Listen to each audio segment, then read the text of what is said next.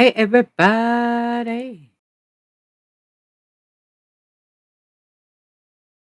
Yeah, yes, Izzy's dancing around with cheese.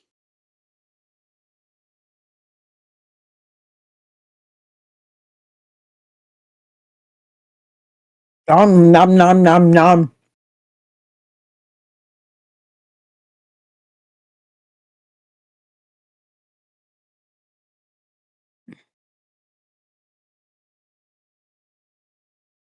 No, it's not the same thing.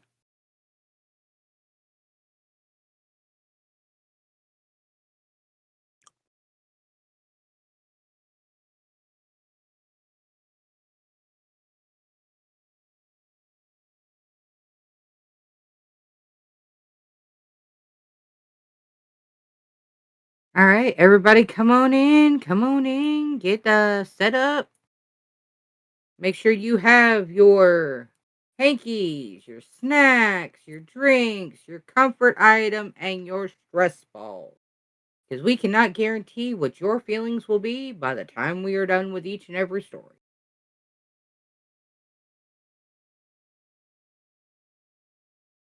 So, come on in. Let's get set up.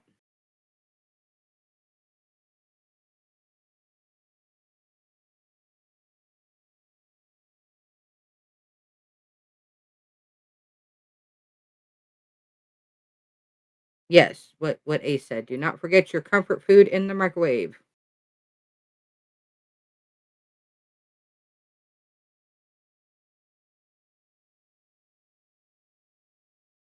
How's everybody doing tonight?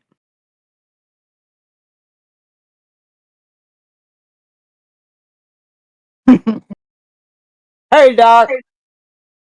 Hey, Trisha. Hey, Betsy. Hey, everybody. No, later.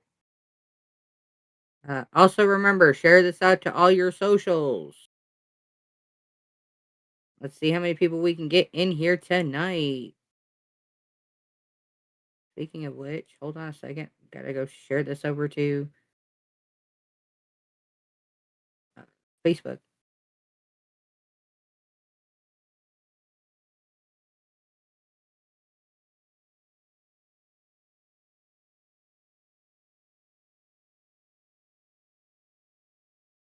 Yep, yep, yep.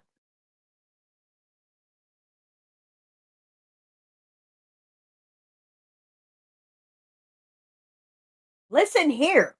Not that.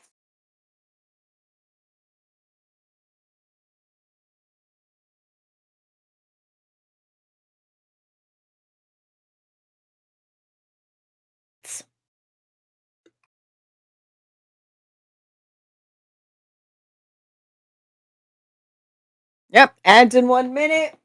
Sure you're subscribing. Uh,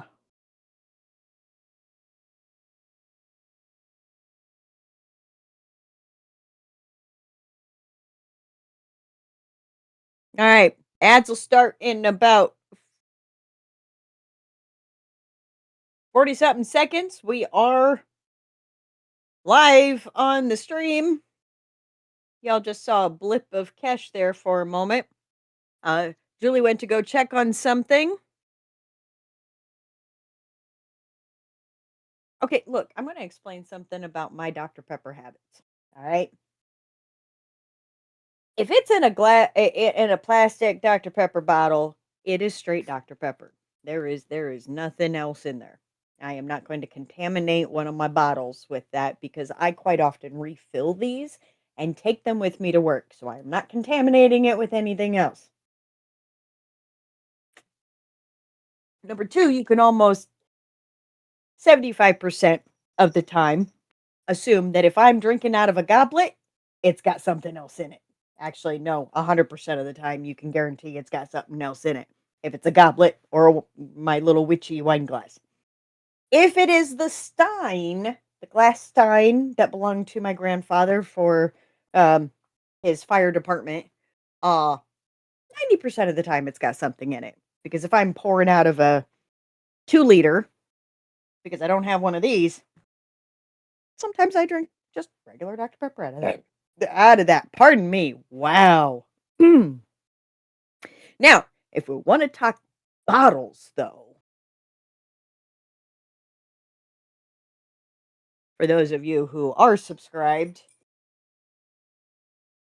I just got a very beautiful bottle in the mail. It's 3 hearts. So, uh, go to 3hearts.com. That's all I'm gonna say.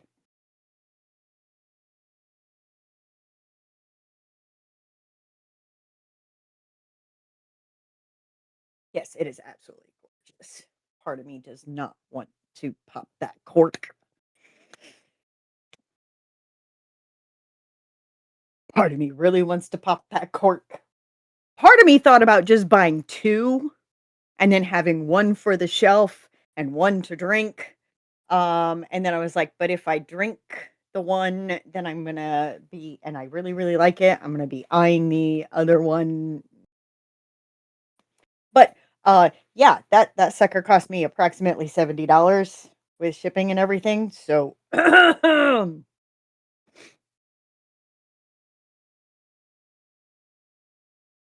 actually, fun fact, 3 hearts represents Johnny's 3 loves. Vanessa, Jack, and Lily Rose.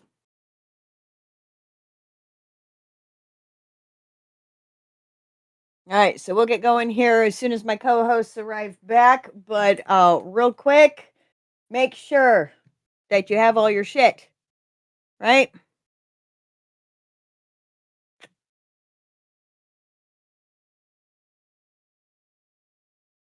I will be right back, folks. This is not an official mic mute.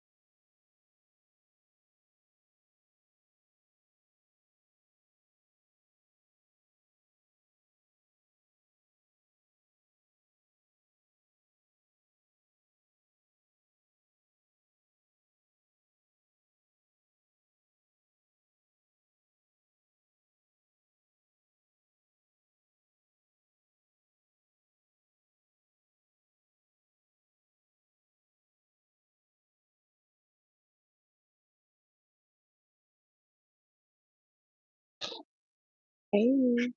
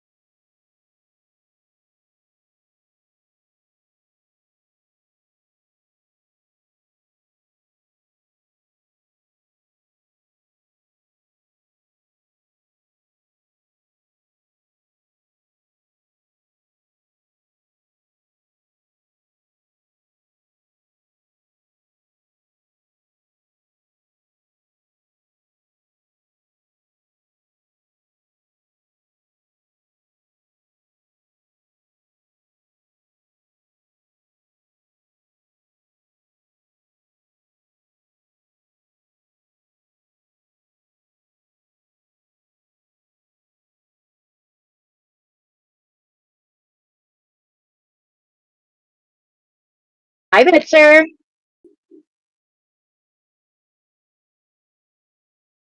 How's everyone doing tonight? Keep dropping things today. Why are we jumping out of our skin, Doc?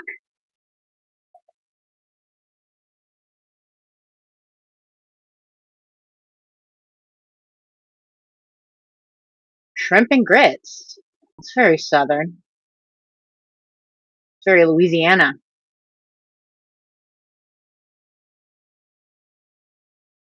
Oh, I'm sorry, Doc. I didn't mean to startle you.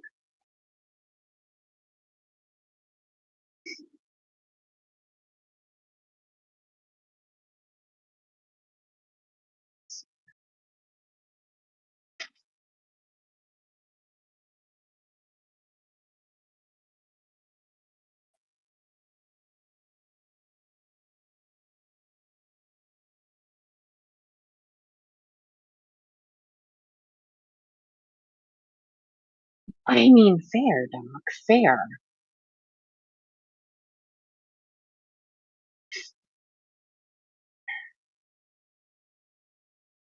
That's gone. Yes, and We so is really, Izzy. But Izzy is back. Yes, we before really she have gets a got full started. house tonight. We really do. So a couple of things. First and foremost, as you know, we are the Hold My Pen Promptcast. I am your co-host, Izzy Krause, designated reader. Although, thanks to all this lovely wet weather, Kesh is going to take several of ours. We have 11 submissions tonight, so let's get ourselves going. As we know, the stories and voices shared during the following presentation are not to be used to train AI. We have permission from the contributing authors, y'all, our audience, to present the following stories for the purposes of content and exposure. Otherwise, write your own stories. Write your own stories. Please. We want that. Please and thank you. Now, of course, hello, Galler. The following presentation is for entertainment purposes only. Please be aware that this is a cold reading and the hosts do not necessarily know the content of what is being read out. Here's your trigger warning. Get your tissues, stress balls, snacks, hydration, and your fans. You may need them. You never know, right? Yeah, there is a weird buzzing. It does appear to be Kesh. It's probably my fan because it's warm No, down here. it's every time I talk, there's a buzzing that's coming back in. Are you coming through headphones? Am I coming through your headphones or I'm am I coming? sure. I've got you in my earbud.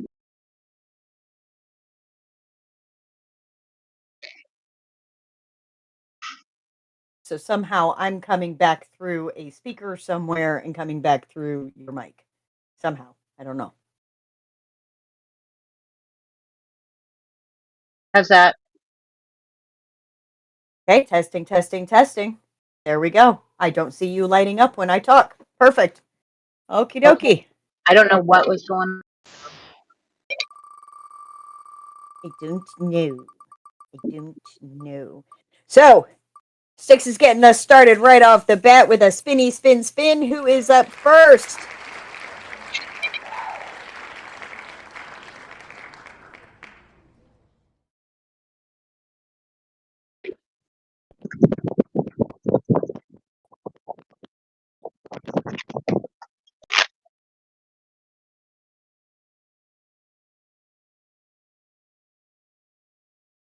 Ooh, it's dark. Dang, I can't read that. That's so tiny. Now, Doc was so kind to send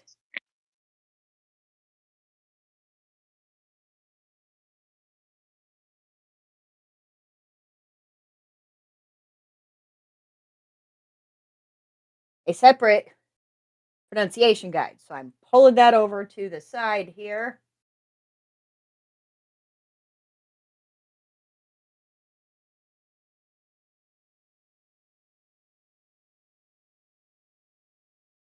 amazingly enough, I do know how to pronounce señorita, mijo,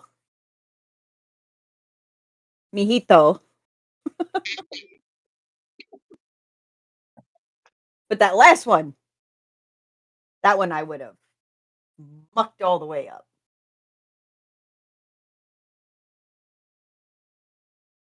What's the word?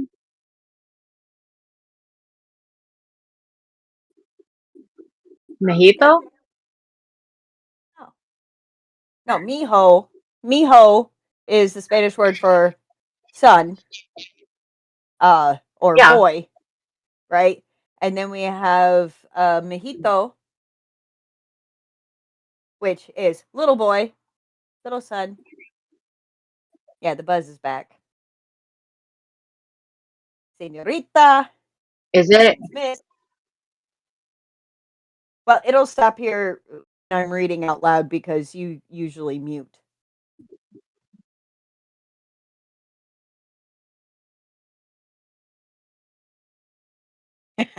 Doculium biomancer.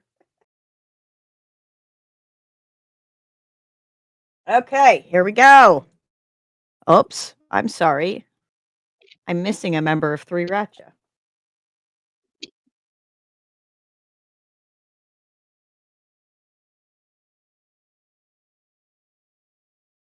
We can't be missing a member of Three Racha. There we go.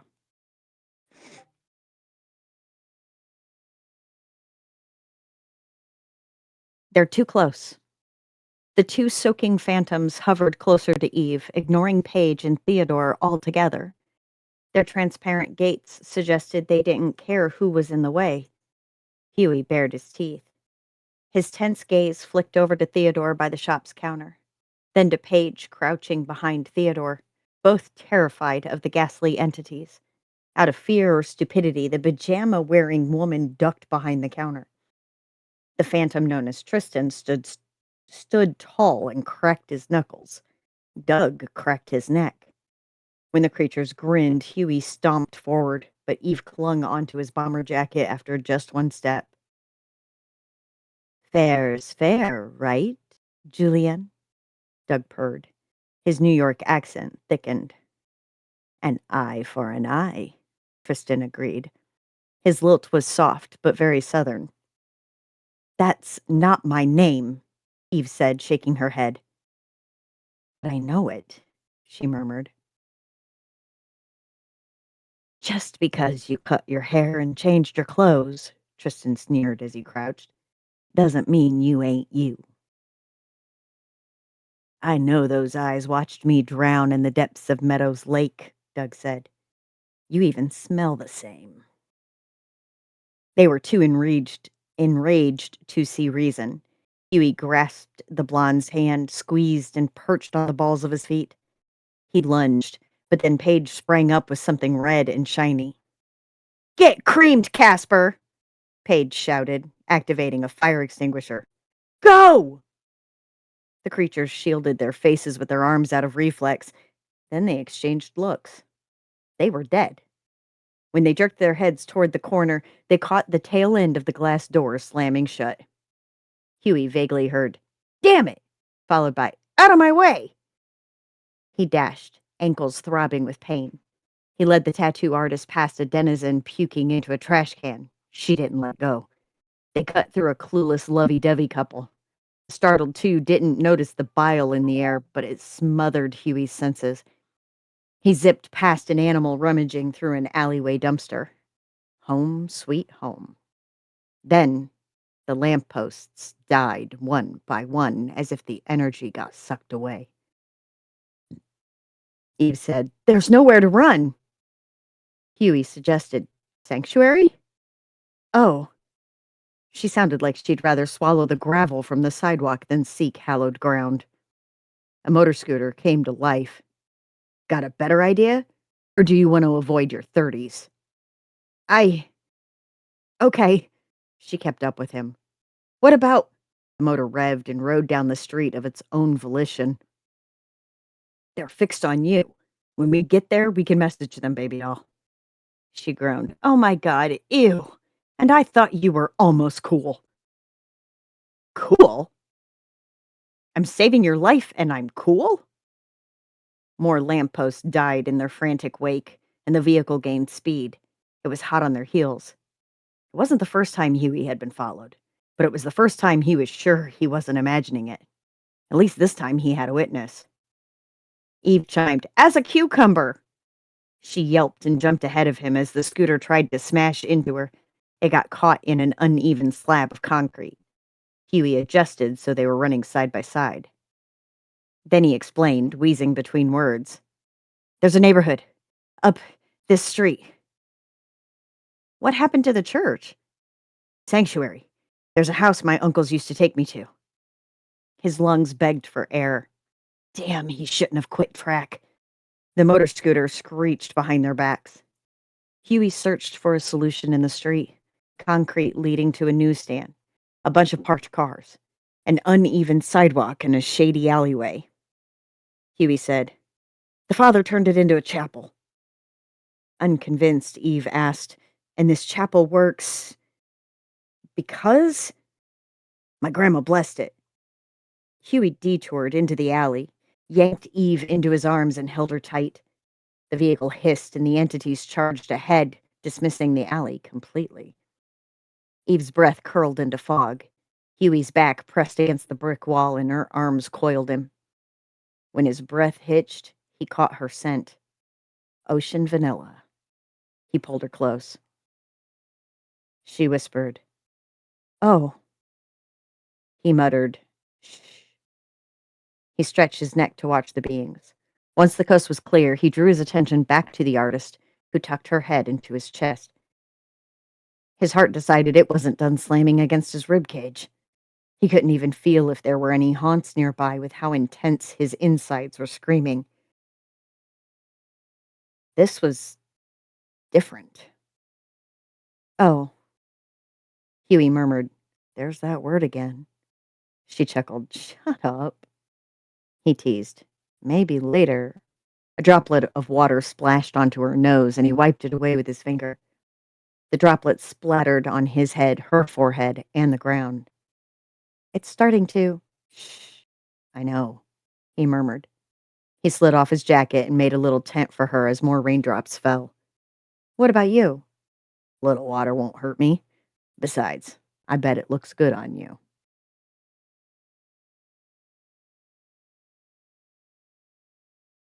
Eve smiled. "Camouflage green doesn't flatter my ass." "I find that hard to believe." "You can choose to be wrong," she teased.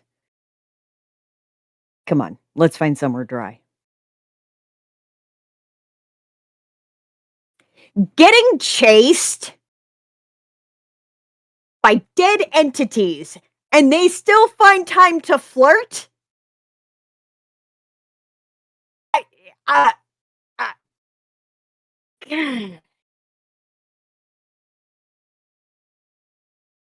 Horny ass fucking Zoomers. I mean, if they're gonna go out, might want to get a piece of ass while you do it. Coming and going.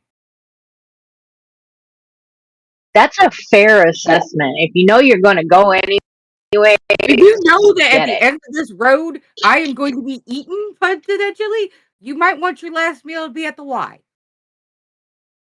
Yeah, but according to Ian Fleming, you die twice. Oh, well, both times in pleasure, less time in pain. Sorry. Father Nicholas lived on a street that had no name. No matter how many times the sign got replaced, it kept getting scratched off. It remained nameless to the folks who lived there. When the father opened the door, Eve's shock was priceless. Her jaw didn't drop, but her eyes went wide. Father Nicholas had tattoos down his arms, sleep in his eyes, and sweatpants that sagged on his hips. Huey nodded. The taller man returned the gesture, spoke in Spanish before yanking him into a bear hug. "I haven't seen you since you were half my height," he cheered. "Senorita, please come in. It's pouring. A friend of Huey is a friend of mine. Forgive me. I'm old and forget my manners. I'm Nicholas. Come. Have you eaten? Do you need water?" Maybe water? She asked. The door shut behind them once they entered the tiny abode. Eve slid her arms into the bomber jacket and slid her hands into the pockets. Her footsteps followed Huey's. He recognized the fresh laundry scent as they strolled along the floor. The last of his tension rolled off his shoulders as familiar scents, photos, and sounds filled his senses. His lips curved into a lazy smile. Familiar tan walls, worn wooden furniture, and new carpets. Sanctuary. Huey grinned. I'm starving. Nicholas smirked. And who is this lovely woman? Huey stammered. Oh, this is Eve. We're friends. Eve's eyes landed on the wooden podium tucked in the corner of his living room. Instead of a television and a sofa, the living room was decorated with pews. Little Huey would pass out in the last wooden pew, overstimulated from school.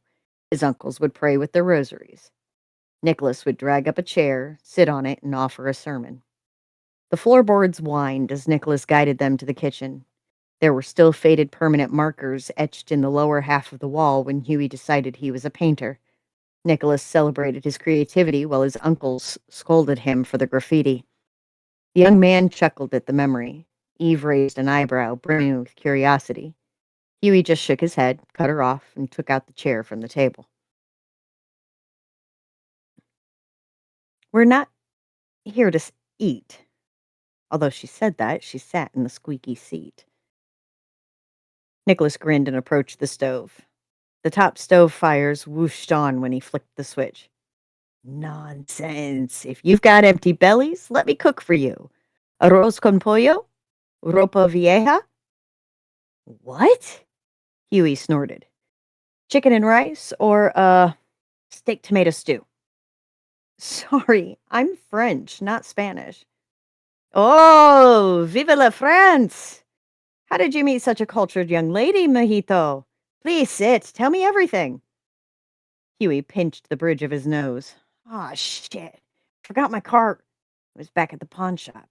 Huey could walk to that street, but they needed to go out of the way to pick up a grumpy page from her hotel. Nicholas smacked Huey upside his head. Oi! Watch your mouth. You may be a man now, but I'll still make you wash your mouth out. Ow! Yes, sir. You get that language from your boneheaded uncles. I told them you were always listening. I know, I know. Eve was struggling to hide her giggles behind her hand. Eve, the laugh of a woman is such a gorgeous sound. Set it free. Is Father Nicholas flirting?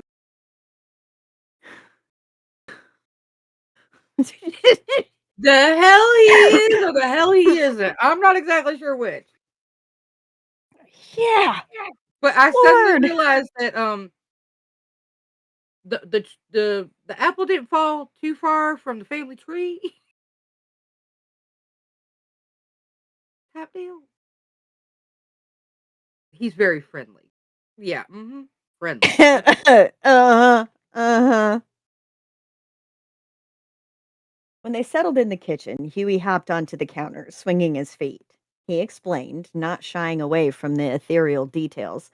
He spoke like he was talking about a Tuesday afternoon at the garage. Grandma had converted Nicholas into a firm believer, despite their neighbors. Speculation and disbelief knew no bounds, but Nicholas believed every word Huey had to say. He had no reason to doubt his word. Nicholas hummed thoughtfully. Have you called your abuelita? Huey shook his head. I only need the cufflinks. Nicholas tilted his head and pointed to Eve.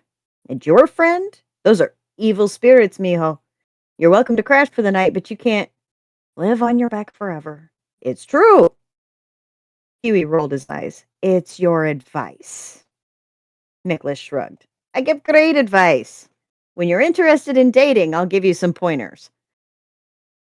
Ha ha, Huey said dryly. Eve, he's just shy and rough around the edges. Huey's cheeks went warm. Nicholas! Nicholas leaned back and his laugh reached the ceiling. Huey rubbed the back of his neck. Eve's thumb sprinted over her phone's keyboard. She was likely texting Paige or Theodore. Something else bothered Huey, though. The phantoms, they were adamant. Huey muttered. They said her name was Julienne. Her texting stopped. She slid the phone onto the table and folded her hands in her lap. She whispered, that was a family name. Huey said, so they think you're someone else? My mother. Huey blinked. I thought you lived with just your sister. Vivian, Evangeline, it's kind of matchy. Her eyes squinted in disgust, like curtains. That's why you hate your name? Eve rolled her eyes and slouched into the chair. It's so dumb. I'm not a towel set. I don't have to match. Back on topic, Nicholas suggested. These spirits want revenge on your mother? They're not spirits. They're revenants. Nicholas dabbed the cross over his body with his fingers. You want to share with the class? Huey asked. I'm familiar with ghosts and the Fae, but revenants? Vile creatures, Nicholas said. They won't rest until their unfinished business is met. It's usually violent or malicious. Ghosts have unfinished business. Eve shook her head. Ghosts have internalized conflict they can choose to recover from or continue to dwell on. Some aren't even that bad and just want to exist. Revenants, they use resources to fulfill their business. Forgive me for asking, Senorita, but why do you have pools of knowledge on this subject? When I was a freshman, a revenant killed my father. Another mystery solved. Huey pictured a younger Eve, a girl sporting gray and black clothes. Her hair matched the hues of a multicolored sunset for that month. Her frame slouched as she perused the high school hallways, scowling at anyone who looked at her, and barely anyone knew her history for a reason. She was mourning. Oh, there's that word, Eve cooed. She shrugged. My sister and I were questioned by the police department. Huey snorted. No one believed you. Of course not. They thought we were covering for a family relative or a friend. She slammed her hands onto the table. It shuddered for a few seconds before stilling. We never found the one who did it. We just assumed it finished its business and moved on. And that's why you believed me. This city sucks. I didn't want to treat you how I was treated. So I didn't question it. Nicholas flicked the stove off and approached Eve. Are you offended if a man touches you? She shrugged. He bent down, his cow-brown eyes tender, and he hugged her. She blinked before returning the embrace. Those dove-colored eyes brimmed with tears before they shed, and she broke into a sob. Somehow, Nicholas knew that's what she needed. May your soul find peace in these trying times, Nicholas murmured. Please, spend the night and rest. We can plan at dawn. Dun dun dun. Dude!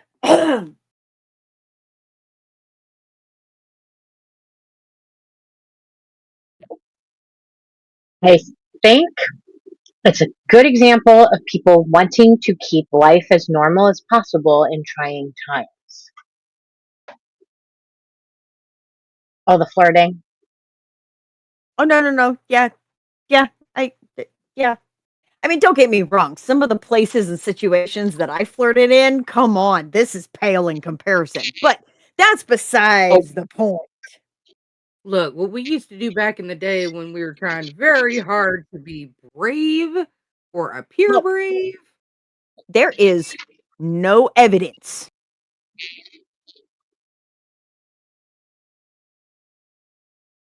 That was that. I still have a lot of questions, but as a rough draft, I can't wait to find out those questions. You know, if it's revealed later or when this is finally published. Doc. Like top to bottom, all the ins and outs and the extra world building. Like I'm getting scraps. I am getting breadcrumbs when I want the whole goddamn sandwich. Somebody forgot the cheese and the pickles on this. And I don't even like pickles. The only good pickle is a flesh-colored one anyway. So, the whole point is this is freaking don't give me that look.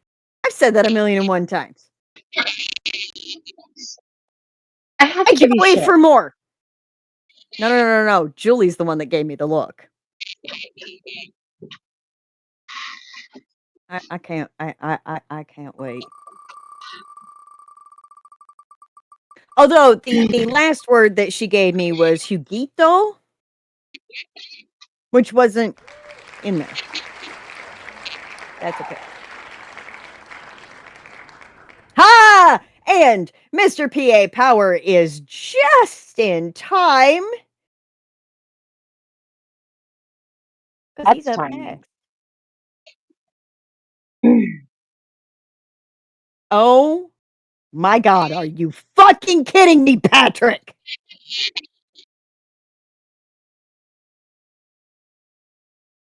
FYI, all this says a new book. May the gods have mercy on me. Patrick, finish your break.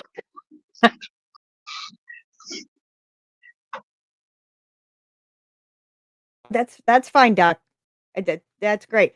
And there were a lot of words in there that you didn't put in the pronunciation guide that thank fucking Jesus they're freaking easy enough Spanish and French words that I'm familiar with them. All good. Okay. So, guess what? I'm going to do a little Vanna White here as we get into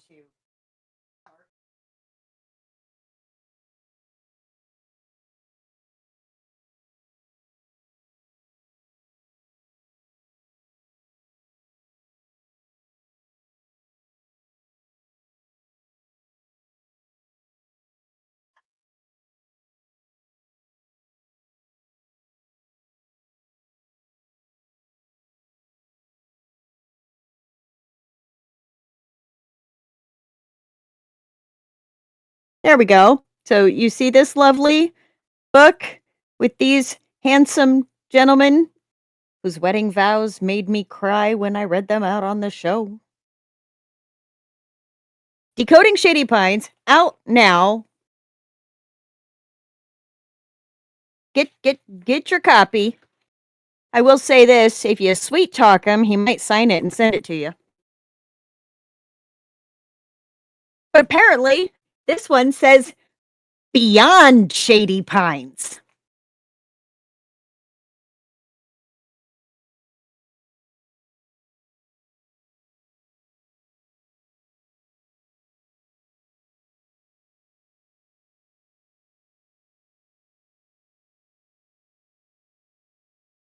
No coffee.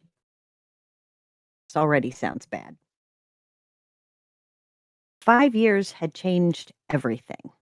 And somehow, nothing. The nurse's station hummed with its usual rhythm, phones ringing, charts shuffling, quiet conversations drifting in and out like background static. But but beneath it all, there was something heavier now, something older, something that answered to him. Zach stood behind the counter, one hand braced against the edge, the other loosely holding a pen he hadn't realized had stopped moving minutes ago. His eyes weren't on the paperwork in front of him. They were far away, somewhere beyond the walls, somewhere only he could feel. A slow, steady pulse echoed in his chest. Deep, powerful, ancient. The hellhound within him didn't sleep. It watched. It listened. It waited. And lately, Ramsay had been restless. Earth to Alpha brooding over there. The quiet, flowery voice didn't quite land. Zach didn't move. He didn't blink. He didn't even breathe differently. It was almost as if he was frozen in a moment. Daisy stepped up beside him at the nurse's station, tilting her head as she studied him. There was something softer about her now, less scattered, more aware. But the curiosity never left her. She poked him gently in the ribs. Still no response. Uh-oh. she murmured, leaning slightly closer. He's gone again. Do you think it's because he hasn't had any coffee? Across the room, Bianca looked up from her photo album, eyes narrowing with familiar irritation. Pussycat, she called out. Katerina didn't even look up at first. Yes, Ma. I think I might have a way to get your magic back. It will only take me a few days to go gather the supplies. Bianca pushed herself up to her feet far too quickly, far too easily for a woman of 106 years. Katerina's head snapped up. Absolutely not. Bianca was already halfway toward the door. Get back here, you little spell-slinging gecko. I love you, she called over her shoulder without slowing. Katerina groaned, dragging a hand down her face. That woman is going to get herself killed. Or worse, me. Zack still hadn't moved. His eyes held a soft purple hum of light, the heavy sound of feet on the tile floor. He hadn't even registered the chaos unfolding 10 feet away. Becklin sauntered up next, hips swaying like she owned every inch of the floor, which, in her mind, she absolutely did. Her outfit left very little to the imagination, as usual. Even for her age, she knew she could pull any man in. One of the perks as a succubus. Eternal youth with enough desire absorbed. She leaned against the counter, following Zack's unfocused stare. Oh, Lord, she sighed dramatically. He's out of it again. She smirked, glancing at Daisy. Daydreaming about that hot, hunky werewolf daddy he was fated to. That landed. Zack blinked. Once. Slow. His jaw tightened just enough to be noticeable. The air shifted. Not violently, not loudly, but enough that every supernatural in the room felt it. The hellhound stirred, and for just a second, his eyes burned with something not entirely human. The shift in the room lingered longer than it should have. Zack straightened slowly, the faint burn in his eyes dimming, but not disappearing. Yeah, he muttered under his breath, more to himself than anyone else. Something like that. Becklin opened her mouth, probably to push the joke further, but Zack was already moving. He didn't explain. Didn't need to. 5 years had taught everyone one thing. When Zack felt something, it wasn't nothing. The hallway stretched longer than he remembered. Or maybe it just felt that way now. His eyes flashed with power and he pressed a button under the desk, locking the unit down so no one could get in or out. No code pink on my shift today, ladies. Such a shame after all these years you still see me as the shy, weak little boy. Zack turned and walked down the hall to the garden room. Each step echoed a little too sharply. The lights hummed overhead. The air carried that same sterile scent, but underneath it, something else. Faint, sweet, familiar. Roses. Zack slowed. His jaw tightened. No, he breathed. He reached the garden in only a few minutes. The doors creaked softly as he pushed them open. The moment he stepped outside, the world shifted. Silence. Even for being a gated courtyard, the silence was deafening. Not empty. He stood watching, waiting. The rose garden stretched out before him. And it was wrong. Completely and utterly wrong. The bushes were full, lush, heavy with deep crimson blooms that shouldn't exist this time of year. Vines curled and climbed where they had once struggled. Petals drifted lazily through the air like they had nowhere better to be. Zack stepped forward slowly, eyes scanning. I didn't, he whispered. He hadn't touched this place in months. It had been 4 years ago that he and the ladies planned a memorial garden for Alpha David, maybe longer. His chest tightened. Watching the petals dancing in the air reminded him of when he hit David playfully with his rose for teasing him. Zack thought back and let the memory play in his mind as a single tear escaped his eye. The bond flickered faintly in response. David. The name barely left his lips, but something in the garden heard it. A breeze moved through the roses. Not natural, not random, intentional. Zack's head snapped up. His eyes rimmed in purple as a solar eclipse created a ring of fire overhead. That feeling again. The same one from earlier. Same one that had been creeping along the edges of his mind for days now. Weeks. It wasn't the first time Zack had been followed, but it was the first time he was sure he wasn't imagining it. The hellhound inside him stirred low and deep, a warning rumbling through his bones. Not prey, not threat, something else. Something that didn't belong no matter how much he longed for it. Enough, Zack said, voice low, controlled, but carrying authority that bent the air around him. Show yourself. Silence answered him. But the roses shifted, one bush in particular. Zack's gaze locked onto it. A figure stepped out from behind the blooms, slow, hesitant, like they weren't sure they were allowed to be seen. Zack stilled. Recognition hit but didn't fully land. Not yet, not clearly. Every time I tried to tell you, the voice said, strained, frustrated, familiar in a way that made something in Zack's chest twist. Something stopped me. Zack didn't move. He couldn't breathe.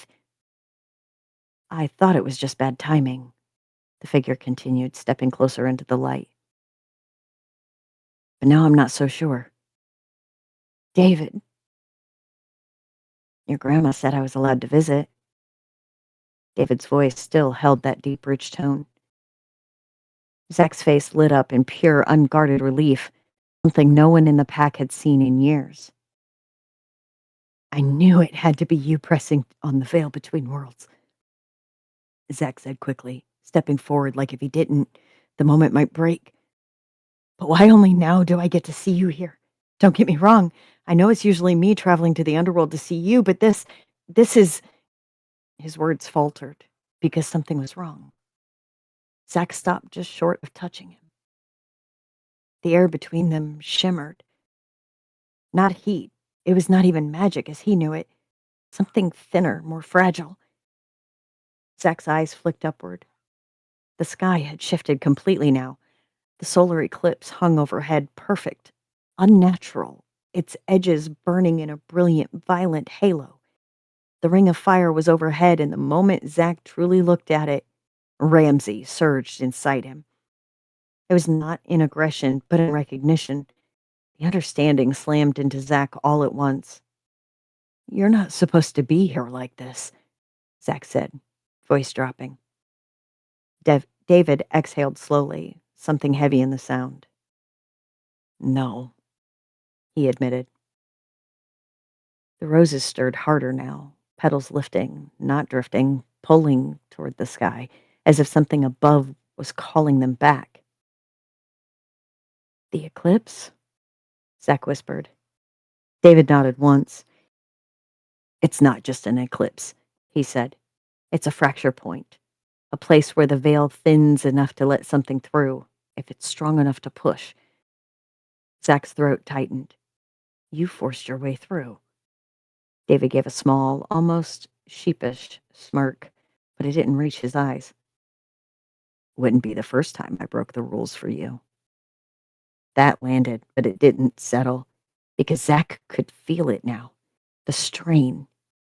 Every second David stood there, the world around them resisted. The edges of his form flickered, so faint it might have been missed by anyone else, but not Zack.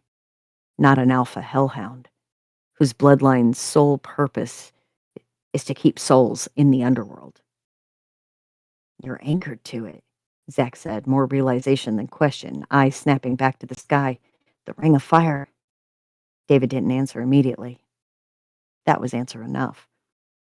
How long? Zach demanded, sharper now. A pause, then, as long as it lasts. The words hit like a physical blow. Zach's jaw clenched. No, he said immediately, stepping closer now, closing that fragile distance anyway. No, we'll find a way to hold you here longer. Katerina, Bianca, they can. Zach.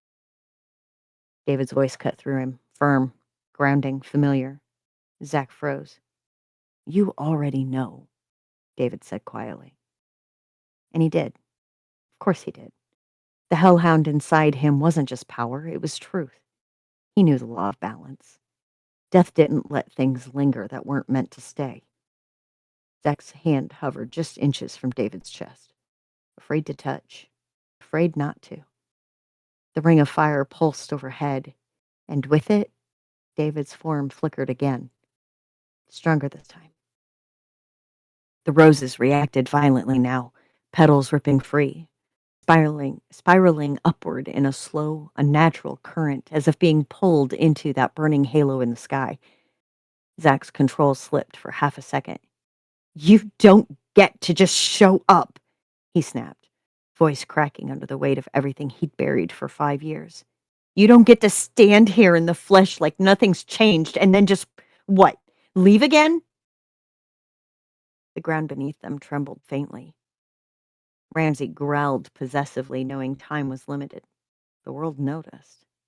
David stepped forward anyway, closing the distance Zach couldn't. Zach, every time I tried to tell you, David said, voice softer now, but strained, like something was pressing against him from the other side. Something stopped me. I thought it was just bad timing. His hand lifted, flickered, then finally pressed against Zach's chest. But now I'm not so sure. Zach sucked in a sharp breath. It wasn't because he could feel it. It was because the moment he had that physical touch, his body called out for more. But he felt the pull against their bond. Death had been keeping them apart. The bond didn't just flicker this time. The bond thrummed with a surge of power. It pulled, hard, like it had been starved for 5 years. Zach's eyes widened. Someone's been interfering, he said. Not a question, a realization, as the eclipse burned brighter overhead, the ring tightening, time running out. David pulled Zach tight against his body. For a moment, the world stopped fighting them. Warmth spread between both men. Not just physical, but something deeper, older. The mate bond surged to life like it had been waiting, starving for this exact moment. David's husky voice dropped against Zach's ear. It has been 5 years I wanted to do this, to just physically hold you again. I know you have visited me in the underworld, but I was always in spectral form. I can wipe away those tears. I can cut my hand on that sweet face and look into those amazing eyes. Hell, I could. His voice trailed off. Zach let out a breath that sounded dangerously close to breaking. Do not tempt me, nor threaten me with a good time, Alpha, he murmured, though his hands had already found their way to David's sides, gripping like he needed to prove this was real. Sadly, you don't have enough time. This eclipse won't last much longer. Above them, the ring of fire pulsed, a slow, burning heartbeat across the sky. The roses reacted instantly, petals lifted, twisted, drawn upward like they were being called home. David's arms tightened around him. Zach, he said, more serious now, I am going to tell you something, and I need you to promise me you won't let your temper flare up. Before Zach could respond, David kissed him. It was brief, but it wasn't gentle. It was real, and it hit like lightning. Sparks snapped across Zach's lips, down his spine, straight into the core of him where Ramsay roared in approval. The bond didn't just stir, it ignited, sending wave after wave of sensation through him. Zach's breath hitched hard. You don't play fair, he groaned softly, leaning into him despite himself. Kiss me again and I promise to behave. David huffed a quiet laugh. Soft, familiar, home. Then he cupped the back of Zach's head and pulled him in. This time the kiss was deeper, slower, anchoring. Zach's toes curled in his shoes, his body reacting instantly as the mate bond surged stronger, alive, electric, overwhelming in a way he hadn't felt in 5 years. His eyes fluttered back, his grip tightening as he was hit by wave after wave of that connection, raw, powerful, undeniable. His scrubs showing off everything as David's eyes took in the sight of his mate in pure pleasure. For a few stolen seconds, nothing else mattered. Not the garden, not the world, not even death. It was only the two of them lost in a fraction of a moment. Then the sky cracked. The ring of fire flared violently. David's body flickered. Zach felt it before he saw it. His hands tightened instantly. No, Zach snapped under his breath, pulling him closer like he could fight it physically. No, don't you dare. The rosebush tore free this time. Dozens of petals ripped from their stems, spiraling upward in a violent pull toward the eclipse as the bush trailed behind. David exhaled sharply against Zach's lips, his forehead dropping to Zach's. Time's already moving faster than it should, he muttered. Zach shook his head, jaw tight, eyes burning faintly purple. Then talk faster, he said, voice low but edged with something dangerous. Because I'm not letting this moment be just a goodbye. The bond pulsed again. Not just connection this time. This was a warning. Something was pushing back against Zach in his firm grip he held on David. Zach, I have heard. David's voice was lost as he flickered and was gone. Zach looked up to see the eclipse was over, as was his brief moment with David.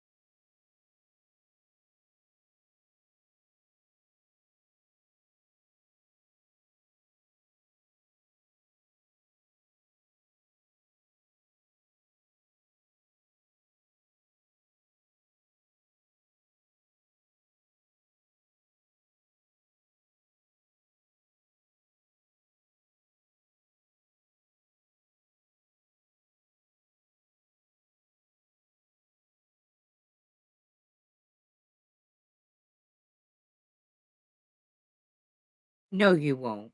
Don't even. No, you won't. You wanna know why? Because you care about that Fish. book, and you don't hurt books.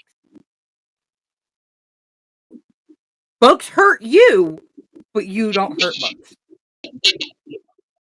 There's a reason we have a whole lot of emotional damage. I might be tempted to hurt an author for hurting Well, me like that's this. different. You don't hurt the book. You can hurt the author, but you can't hurt the book.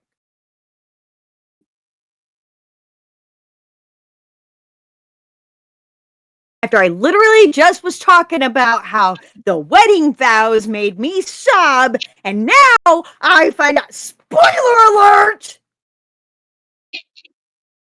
Motherfucker.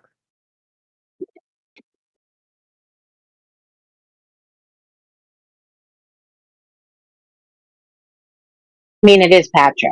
What do you expect? Not a dagger to the heart! Really? That should come standard. I'm guessing that was it, Was though. that? Yeah. I did say done, done, done while I was putting off the mic before I lost my Well, ever-loving shit. yeah, the whole thing is you got the mic off before we got the dun dun dun. Okay. I don't wanna talk Patrick, about I animal am trying to either. talk her out of unaliving your ass. Will you please stop? Yes, no Dr. Anderson. One Dr. Anderson is fine.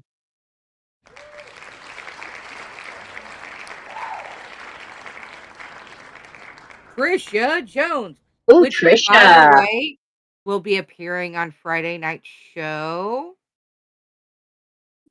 This is coming Friday, so, Ooh. just a saying. I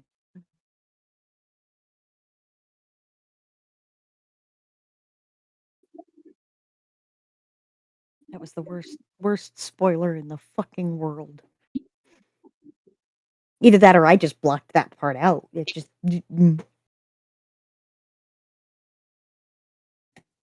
Trisha does not deserve my ire. We'll move on. We'll move on. I have some choice words for Patrick. Okay. Trisha Jones. Although she's been known to stab me in the heart too. We'll see. We'll see. We'll see.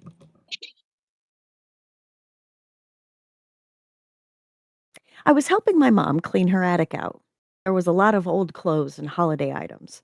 I was looking through a box that had a lot of my old clothes and diaries from when I was little. I came across an envelope I have never seen. I picked it up. It was addressed to me. I sat on the floor and just looked at it before I opened it. It was a letter dated later this year. That's odd, I thought. I continued reading it. Marie, it's not your imagination. Your ex boyfriend has been following you for the last 6 months. The odd things that keep happening, your random objects have been moved in your apartment that you thought you just forgot you had moved it. It wasn't you. He has been in your apartment. He is moving things to cause you to feel insane. Don't go home today after helping your mom. Yes, I mean today, as in April 21st, 2026. Don't go home. He will be there, and he will make your life hell. All your friends will try against you. Your family will turn against you. It's all his doing, and it all starts today when you're supposed to go home. Stay with your mother. Tell her you're too tired to drive home. Tell her you don't feel good. Tell her whatever the hell you need to tell her, to get her to let you stay with her. The letter was signed, a good friend. I reread that letter 5 or 6 times. I knew it. I don't want it to be true, but I knew. This wasn't the first time I felt that I had been followed, but this is the first time I was sure I wasn't imagining it. Why is he following me? Why is he entering my apartment? What does he want? I thought, sitting there, just holding this letter, knowing that someone from my future put this letter where I would find it today because I knew I was going to be here today. Is this letter from my future self? Or was it somebody that actually knew me or will know me? I put the letter back where I found it and headed downstairs to find my mother.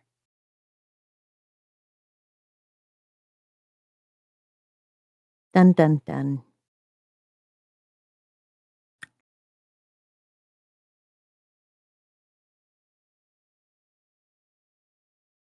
I have questions.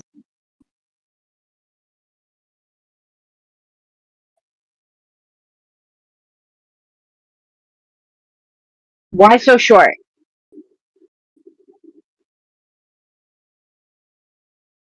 Because she likes to stab and run. Yeah, I know. Pepper? Hi, Pepper. Get up there. Just don't touch the book. I might use it for kindling later.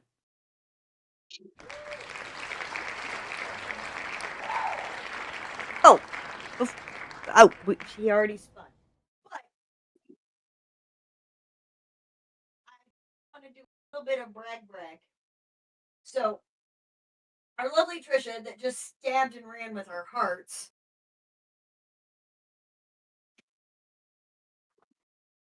I had bought this, right?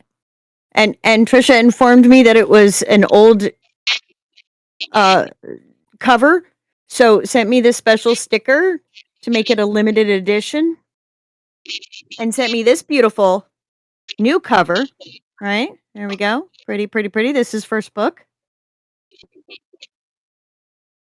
But my lovely dear, check your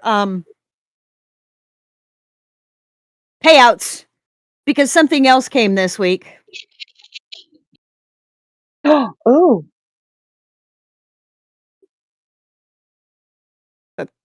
Book 2, 3, and different 4. cover versions? No, Oh, book 2, 3, and 4.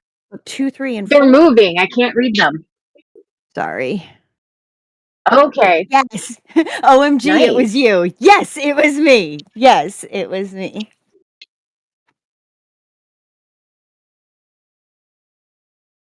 Hey, when Izzy's tax return comes, Izzy goes on a spree.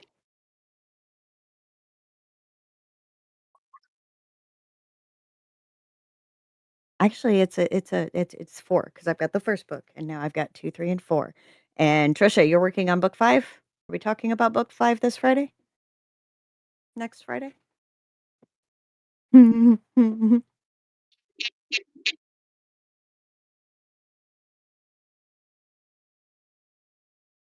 Yes.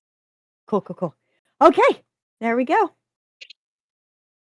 See, I knew if I went on a book buying spree, the people who watch their royalties come in would be aware. Okay.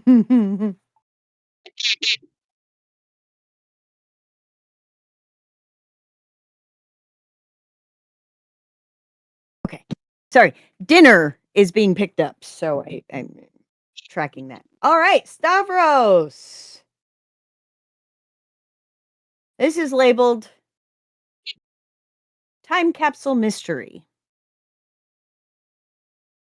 Yes, Kingdom of Shadows got a new cover. God bless America. Now I got to get that too. It wasn't the first time Stacy had been followed, but it was the first time she was sure she wasn't imagining it. She left her local grocery store with a man in suspiciously normal clothing following her a few paces behind. After walking by the fire station, the man disappeared and Stacy took a deep breath. She took the back route to her duplex. It seemed like there was more and more encounters of someone following her, but she couldn't ever make out discerning features. It always looked like someone different, but whoever it was stood too far away to truly tell. And even if she brought it to the cops, what would they do? Oh, so sorry someone was consistently walking behind you. Have you ever considered just not walking that way? Ugh. Like if I wanted a reason to punch a bag at the gym, which I never usually go to, I would talk to a cop. I would buy an online gym membership same day. Stacy walked up to her door and sticking out of her mailbox along with a handful of flyers, she sorted through the trash of coupons in her flyers as she fumbled with her lock, then landing on the mysterious letter. Its post stamp Stacy had never seen, but it couldn't be that unique. She opened it up and found something even more perplexing. Dear Stacy, you will probably find this letter unbelievable, maybe even bordering on full on scam. It's hard to guarantee you will believe me, but you must. You will be attending the time capsule opening later. It's imperative that the time capsule isn't opened. There will be evidence shown that will frame you. You must not see that evidence. If you find out who it is, your fate will be set in stone.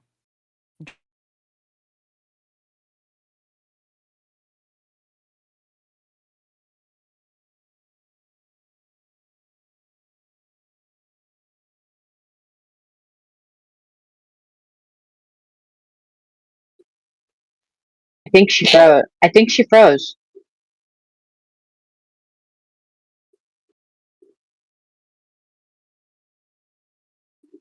Izzy froze, but I don't think we are. Are we? Can you hear us? Or can you hear me?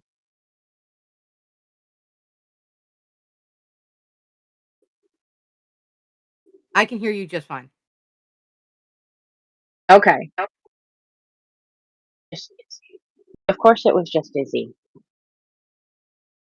Well, it doesn't help that that particular entry landed on 666. And the only other person to ever do that was you. And if you remember correctly, when we got to your stream, we got to yours on the stream that night, we froze as well. Did we? I don't remember Yep. that. We froze, and it took us a little bit to get us back.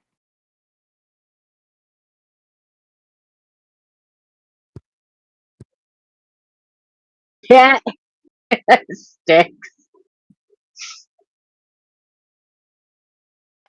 So, we're going to do. Whoop, there we go. Oop,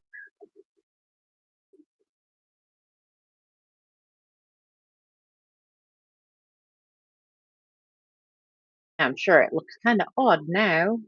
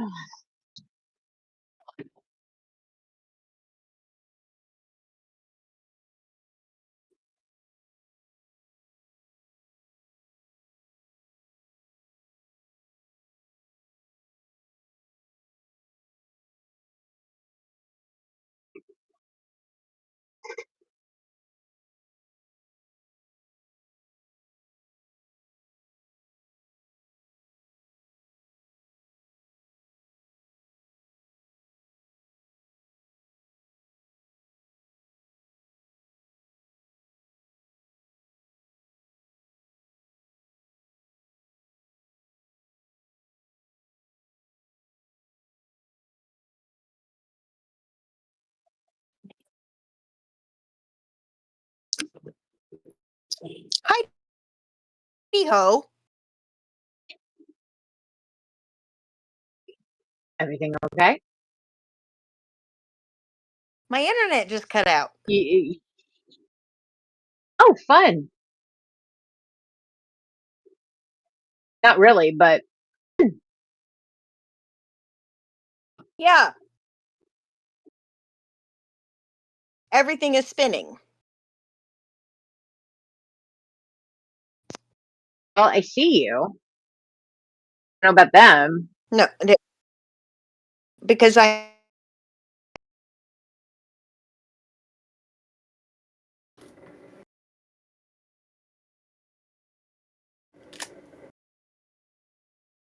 Okay, please hold, folks.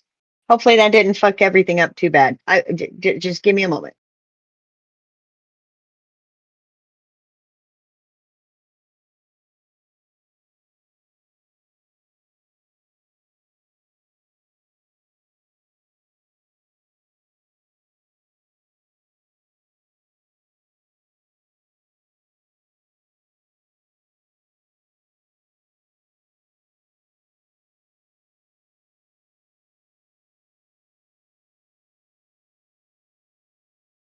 There is more than one way to skin a cat. And in this case, me. I just had a feeling that I shouldn't run tonight.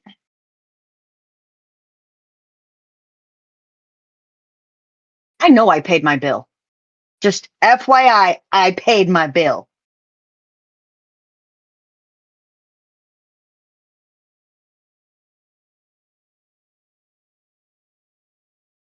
Ooh, pardon me. Okay, where did I leave off? Go over there on my pen Promptcast.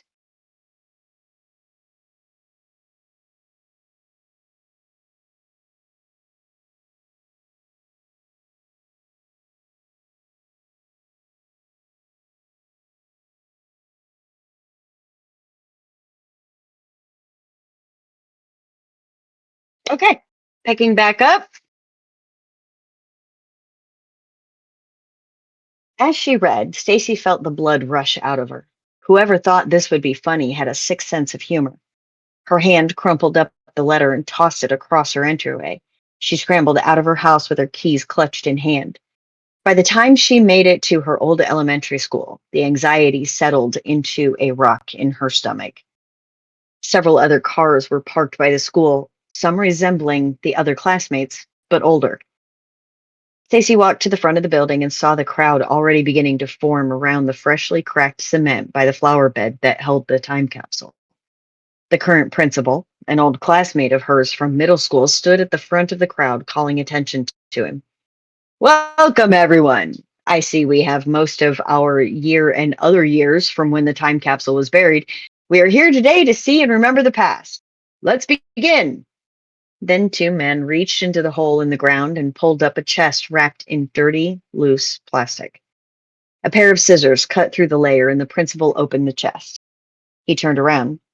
Okay, everyone gets a turn to pull out what they put in the chest.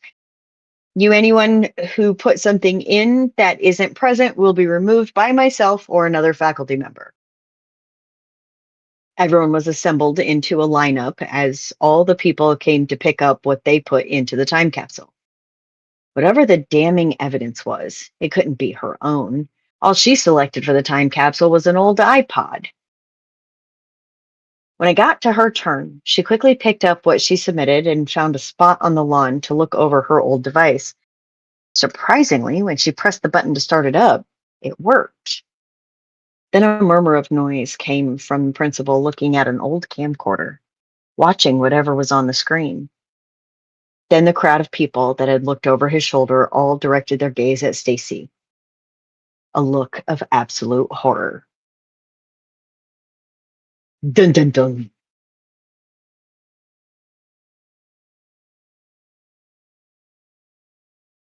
Uh, um.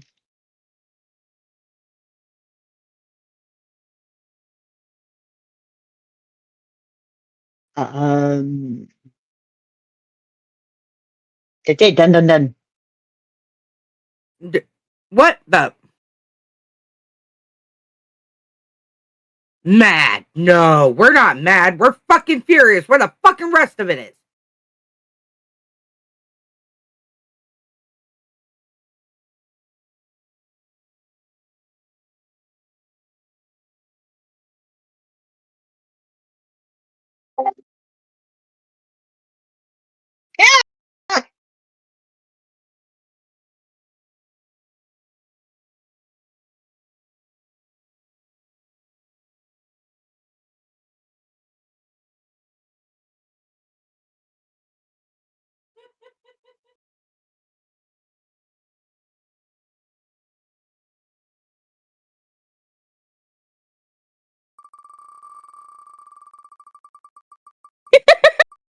Sorry, guys, for the very interesting evening.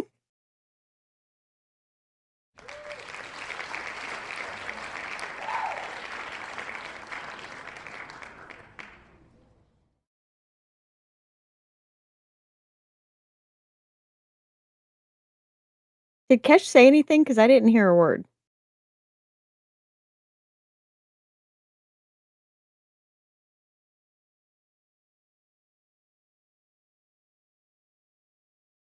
Julie, can you hear Kesh?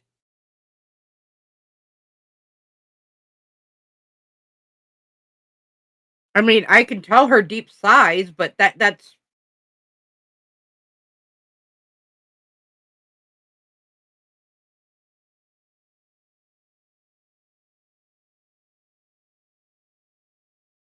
I'm over here eating chocolate covered pretzels because I'm like, Can you hear me now? we can hear you now. Okay, it's probably because like when my other earbud died and I switched over, I had to play around with stuff because yeah,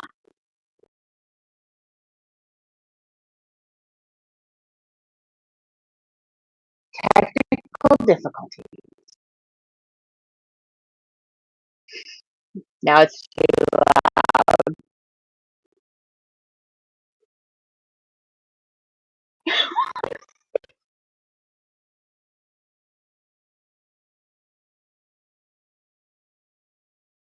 Okay, catching up. Izzy froze. Izzy froze. Izzy froze. Call Elsa. Stream is good. It's just Izzy. Just Izzy. I hear Mesh and Julie. 666. That number was shown to me. Submission curse. Izzy froze, won't read these subs anymore. Izzy froze, close the stream and slam the door.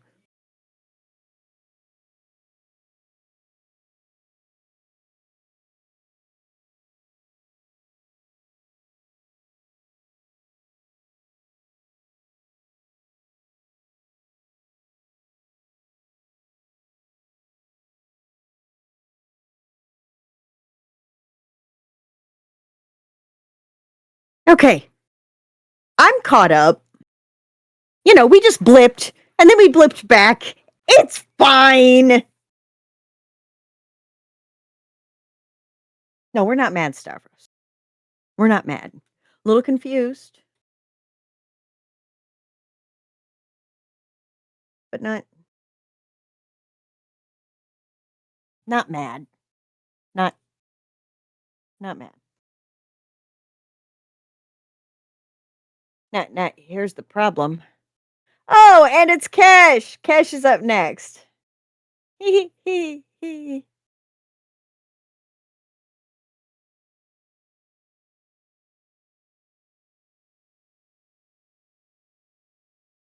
Oh, this one. Now I gotta move stuff out of the way because I was all prepared to go from there. Okay, Cash. Yay! As long as we're not dealing with tentacles again. Thank you.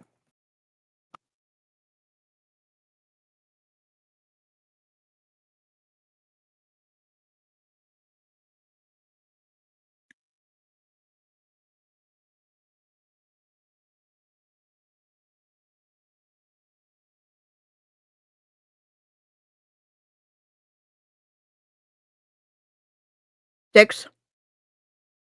Let's just leave the tech gods out of this. Okay?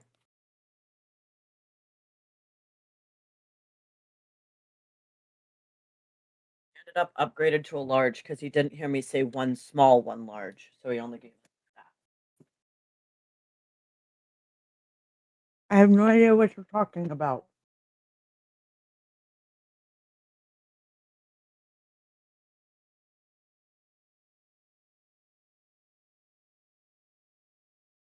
January 4th, 1984. Fort Wayne, Indiana, United States of America, Umine Realm. Section cut for length and spoilers.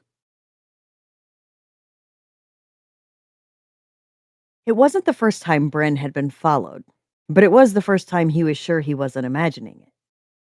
Seeing redacted standing up against the car had left him shocked at his redacted's appearance in the Umine realm.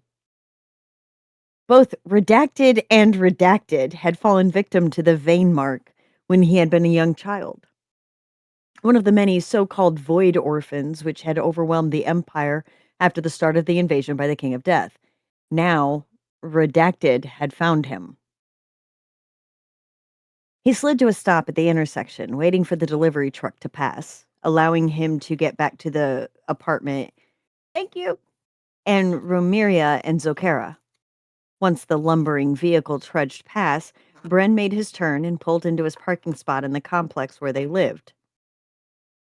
He unlocked the stairwell door, ran up the stairs to the second floor, and burst through the door, startling Romiria, who was cleaning Zokara up and getting the toddler ready for bed. An agent of the King of Death found me. It was leaning on the hood of the car when I left the foundry. We need to move, now. He tore into the hall closet, pulling the duffel bag he kept with the things he needed to perform his duty as the princess's protector. Unzipping the bag, he pulled his sword out, unsheathing it to inspect the blade and ensure the edge was still sharp and ready for use.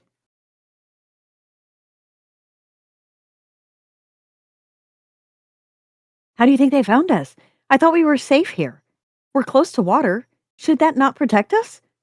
Romeria's large brown eyes were filled with fear in response to the news.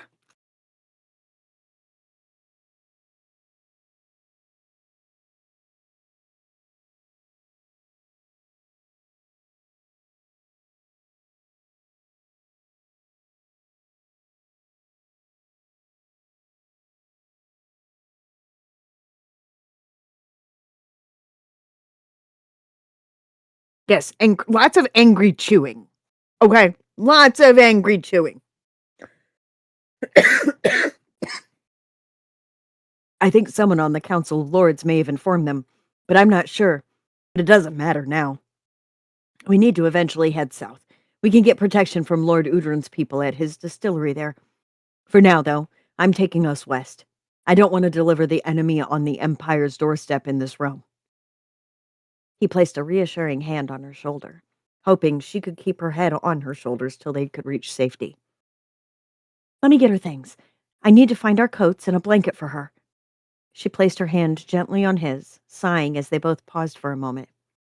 Bren took a step closer to her. You can do this. He placed his hands on her cheek, looking at Zokara, who had nodded off in the woman's arms. Every time I tried to tell you, something stopped me. I thought it was just bad timing, but now I'm not so sure. Now, I think I wanted to remain distant so neither of us would be hurt. She placed a quick kiss on his cheek, blushing as she turned to go to gather Zokara's things so they could leave. We've done a very bad job of that. I still don't believe you that you are fully Umine. He glanced over his shoulder at her as she disappeared around the corner towards the bedrooms. He had to concentrate on what he was trying to find, and not her. When he turned around to place the thick, hidebound set of tomes he had been gifted by his foster father, Ramirez stood with a large bag on her shoulder and the sleeping princess in her arms. Bren, we're never coming back here, are we? We'll never see Fallon and his family again, will we? Her doe-like eyes started to water. She had started to become close to his foster brother's wife, who had taken the nursemaid under her wing to teach her how to be like a native Umine, or human, as they called themselves. I doubt it. Once I know we're safe and I can contact Fallon or Udrin, in the end, I think we'll be fine. Right now, we need to get her away and hide. It's the best, I think. He stopped, trying to get the spellbook in the bag, and stood so he could wrap his arms around her, being careful not to wake Zokara. I have an old friend in Chicago, one of the large towns that hold multiple provinces full of people within its borders. He stopped, out of habit, to explain the concept of a city to her. He owes me a favor. I think I can get him to help us and give us new identities, make sure we can't be found. Are you sure he can hide us well enough the King of Death's servants won't find us? There was a very deep fear visible on her face, a quiet, calm fear that could be dangerous in the wrong situation. I can't promise that the plan will work, but I am not fulfilling the oath I took to protect the two of you if I don't try, he assured her, stepping away after a few minutes of comforting her. We need to get moving. We are running out of time. Bren knelt on the Bren knelt on the floor, finished arranging his things, and zipped the bag. Come, let's go. He hurried her out of the apartment and to the parking lot where he had the car parked, the waning sun starting its procession to disappear behind the horizon. Ready, Ramiria? He turned the key in the ignition and revved the engine.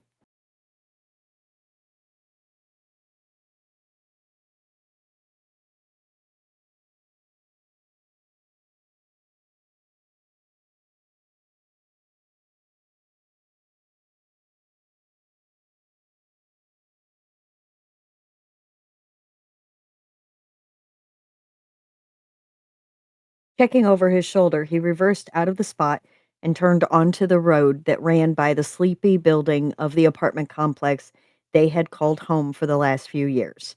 They drove off into the night. December 21st, 2004. Vermilion Familial Palace, Etlon. It was Zokara's celebration of birth, and all he knew is he needed to go and see the aftermath of the sundering of his family. So he slipped away from the packed solstice feast to make his way to his childhood home. Now, it wasn't the first time Prince Bayard had been followed by one of his pack brothers through the palace halls, but the other prince had never shown a slight interest in him slipping away to be on his own. Something was different, and he would have never imagined Wei Yun would be the one to catch on to him attempting to disappear from the common hall. In Bayard's opinion, the elfin prince had proved himself time and time over, but the fact he had been able to follow him as long as he had annoyed Bayard to no ends. "I just want to be alone, you fucking dolt," he swore under his breath. While the squabbles of their youth were behind them, the other prince was warming idea the idea of being friends with the elf. The concept that he was going to marry Bayard's younger sister still made him ill, despite years of knowing him and building a no, exceptional pack with him. Once he was certain he no longer had to worry about Wei Yun, he slipped into the main corridor leading to the throne room and the chieftain's apartments. He looked around before pulling a key from beneath his tunic and unlocked the door to what had been his father's chambers. It turned, and the lock clicked, slowly groaning as it opened. Bayard took a breath as he walked in, looking around at the now abandoned area of the palace. His heart raced as he looked at the bed. The linens and bedding was the same that had been on the bed when his father had died. The stains from the wounds he had received from the doppelganger dried and brown in the dim light filtering through the windows encrusted with grime and cobwebs. The rooms had become a place of decay, death, and violence, the source of the nightmares he suffered from. He took another deep breath, continuing through the bedroom to the receiving chamber. He froze when he looked at the table where his mother's teacup still sat. Layers upon layers of dust settled across every surface. The memories of the day everything had gone wrong flooded his mind, overwhelming him. The teacup, his wooden practice sword discarded on the floor by the by one of the feet of the table, the burnt ring in the middle of the room where the monster which had attacked his family, destroying his and Zokara's world, where it had been slain and lit aflame in effigy. He looked from the burnt remains of the shapeshifter into the windows looking out to the garden. The window, where he had jumped through with Zokara in his arms, was still broken, leaving the room open to the elements. "Bayard, run! What part of run do you not understand?" His father's voice echoed through his head as he fell to his knees, tears rolling down his cheeks as he clutched the sides of his head, the warmth a reminder of the pain of losing his family. "No, no, no," he sobbed to his desecrated home. Bayard finally lifted his gaze after allowing himself to grieve for a time. In his line of sight, he saw a tiny black slipper, one of the ones his sister had been wearing that day. He sank further into despair, the memories piling on top of each other with each discarded or broken item he saw. He felt as broken as the window. The chasm between his duty to his sister and family, and to his pack brothers not wanting to reconcile. His emotions roiling around between his heart and his mind, seemingly wrenching his soul in two. The prince and son of the chieftain and warrior and member of the the prince and son of the chieftain and warrior and member of the future king of Etlan's largest kingdom's pack.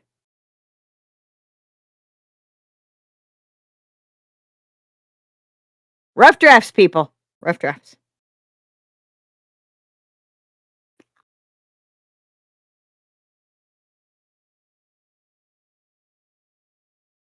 The secret of who he was making it hard to live with himself, to be himself. Not story related.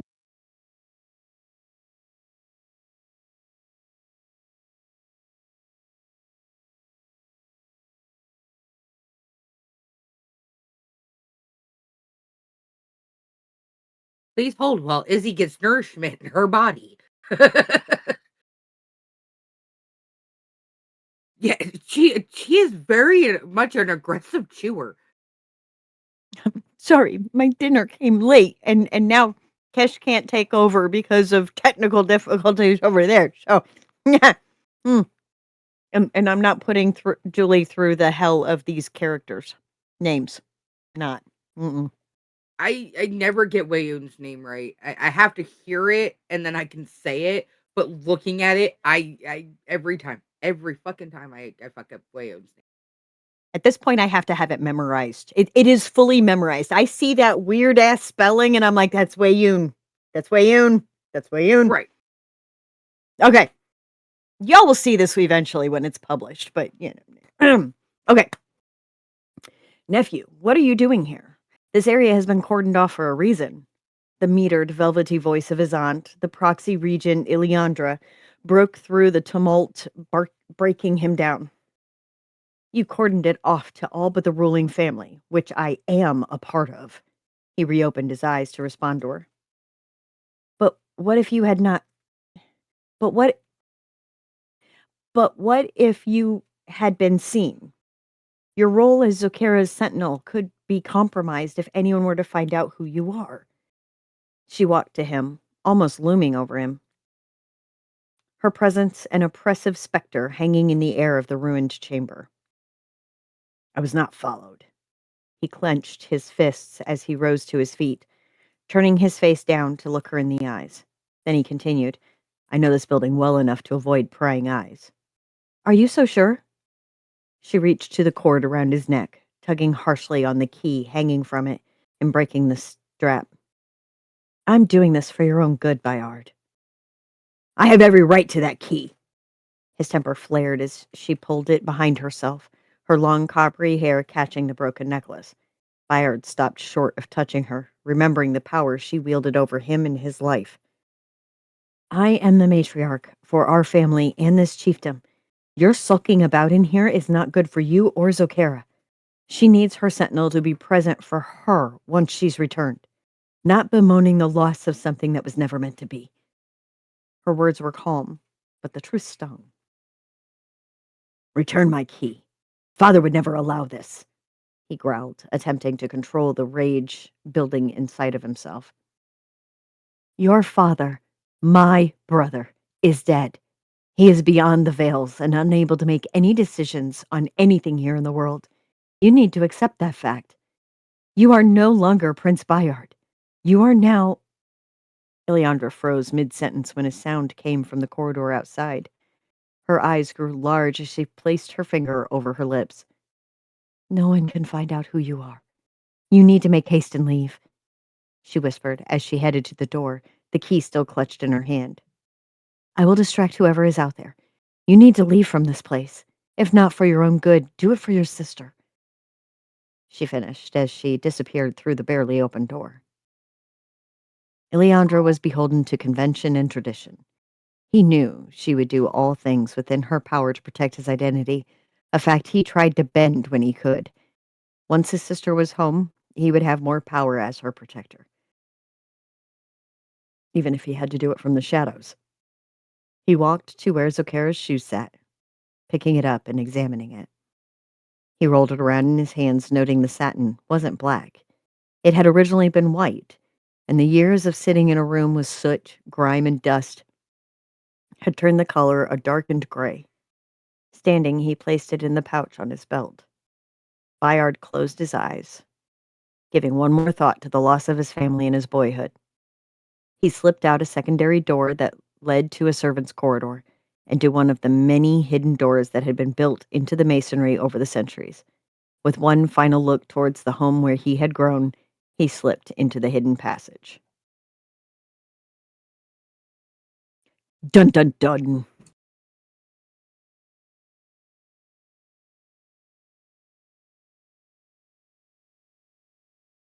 Can you hear me? Yes. Or do I sound like a robot? You're back in business. Whoop whoop. Okay, so, yes. It was originally almost over 36,000 words, and I had to cut stuff. Redact. Heard it. Like Izzy's eyes are squinting and squinting and squinting. Well, I just also did that to mess with her. no. For however you sent it, I don't know why, but on my screen, for whatever reason, it looks like it's 11-point font. Who the fuck can read 11-point font?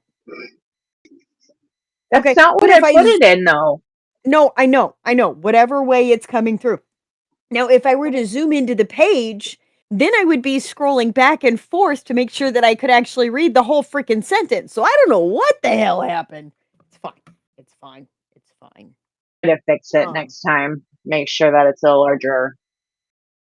I don't think you did anything. I think it was the export did something weird, and then when it went on my screen. But yeah, Because they did the same as they always do. I don't know, but it doesn't show like it always does.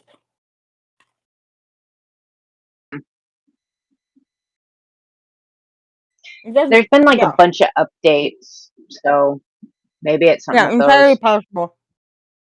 For those curious on how Wayun is spelled, I just put it into the side chat. Yes, that is a special character. I have a Windows alt code cheat sheet on my computer laptop so that I can very quickly hit Alt 0230 in order to get that character. In M dash, it's Alt 0151. But you know, that's geeky shit. Death?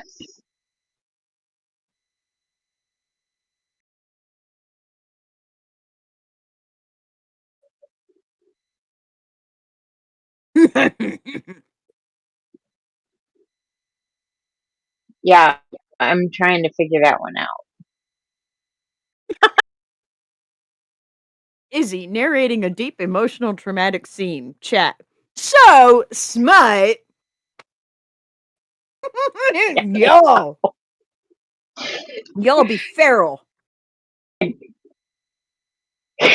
Well, they try to say, "Oh, does it look like it's all going to lean toward, that after, both Patrick's and Doc's?"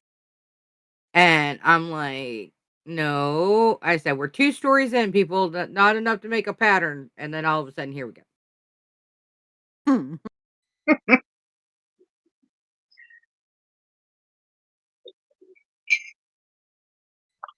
Yeah, I'm gonna go put this it in the can freezer. attest to that.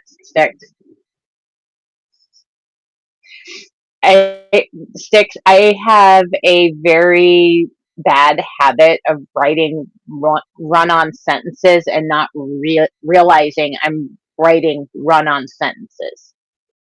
Not only that, but she has a penchant for prepositional phrases on top of prepositional phrases on top of prepositional phrases on top of prepositional phrases on top of prepositional phrases. I'm glad I'm not her editor. Just say. The question. I'm still not sure what a prepositional is, because Of the blank, on the blank, in the blank, to the blank. That's a prepositional phrase. And when you oh, have okay.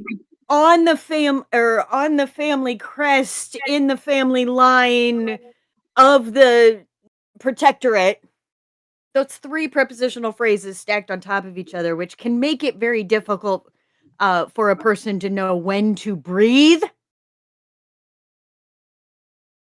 Say, just say, just say. Let that I'm be a lesson to all of trying you. really hard. I really No, no, am. no.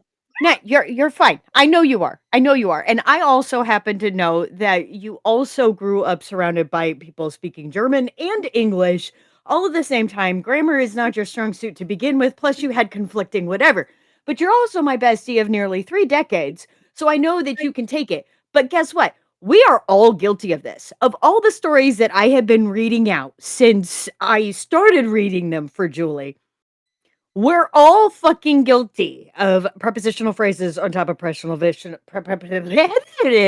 phrases.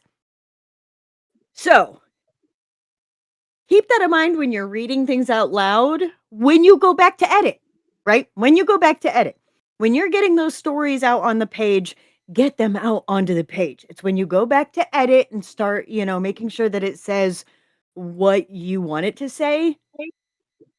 Keep an eye out for those prepositional phrases and see how many can be removed because it's understood, or maybe it needs to be part of a different sentence. And that's part of the self editing process. Around here, we all do rough drafts. It's fine. I just like to tease Kesh about it because, you know, I don't know when to breathe and I have COPD. And she keeps doing this to me. Mm. It's I'm not good. doing it intentionally. I'm really trying hard. I know you are, and it's fine. It'll be caught in editing. Yes. That's a good example. Six said, made me think of the old king titles. King Arthur, wielder of Excalibur, slayer of dragons, archon of equality, king of Wales, first of his name. That's That's kind of what where I'm going Yeah, I know. with a Which is lot of fine stuff. when you're talking about the titles. But Perfectly fine when you're talking about the titles.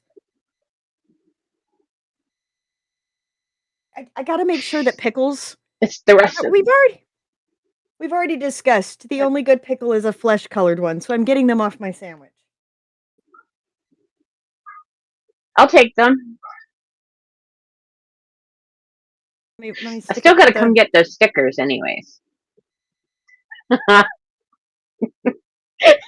And Julie gonna fight over some pickles.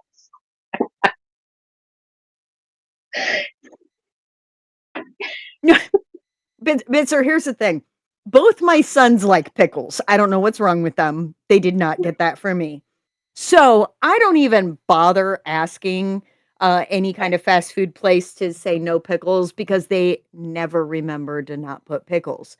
And thankfully, I have two children on hand that I can just open my sandwich and go, take the pickles.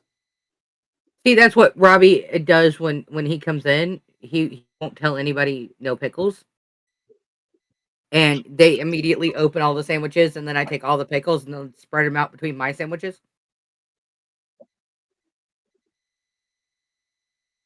What's the meme? She said no pickles. Yeah, yeah. I used to be that way, Doc. I used to have a very difficult time. I could taste it and it wouldn't. I have. Look, there are a lot of things I can't stand, hate, get frightened of, etc. And I have worked really hard for about 4 decades to get over some of those things. There will still be no way in hell tofu is passing these lips. Okay? I don't care what anybody has to say. Tofu is never. No, that texture. Not. No.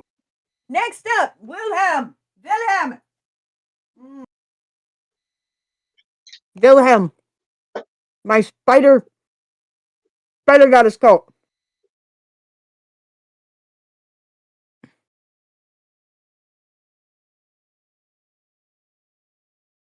Well, except I don't cook, Doc. Yeah, I have a I'm 20. still gonna go with a no. Yeah, I'm not. Mm-mm. Sorry, Sticks. You had time to go to the store before we went live. Like, I had to break out my pretzels. Okay, like that's where we're at right now.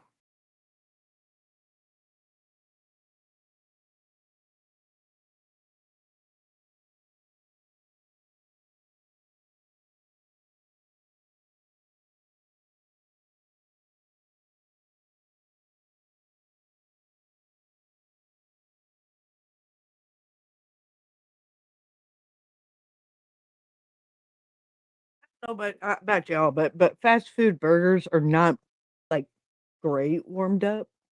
So I'm trying to eat it while it's somewhat still warm.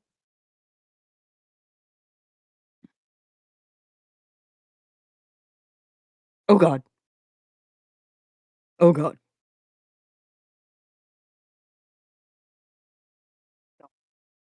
All right. Here we go. And for the record, Death's got right up to the cutoff. So are you ready? Right up to 2,500 words. Yes. Yeah. You go ahead and call them out, Sticks. I'm not touching that with a 10-foot pole and somebody else pushing. A shrill whistle echoed through the train, jolting Robert from a doze. He groaned. Light and then shadows flashing through the window. Shading his eyes revealed that they were rolling through woodlands, a thrill of fear shooting through him when he remembered that Tula Tarn was still at large in the wilds.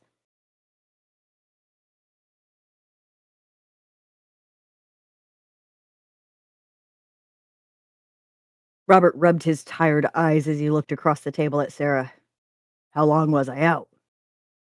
About 15 minutes.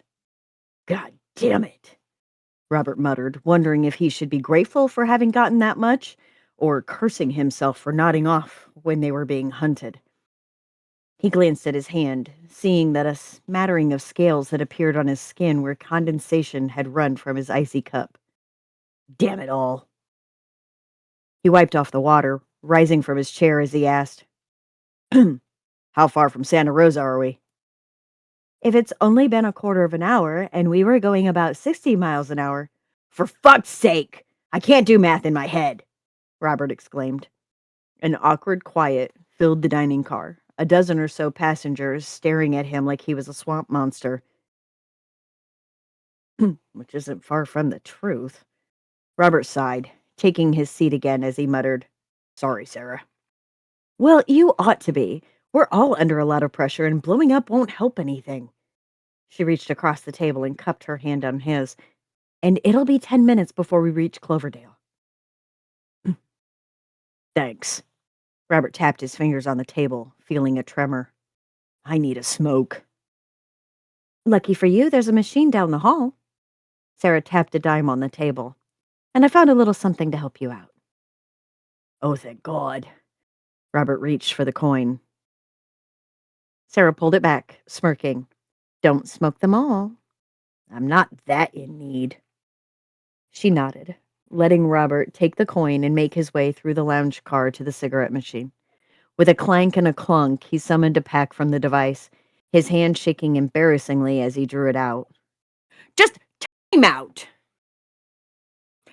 I wish a pack cost 10 cents! Just putting that out there. I I also missed. wish cigarette machines were still around, but I mean, Oh, yeah.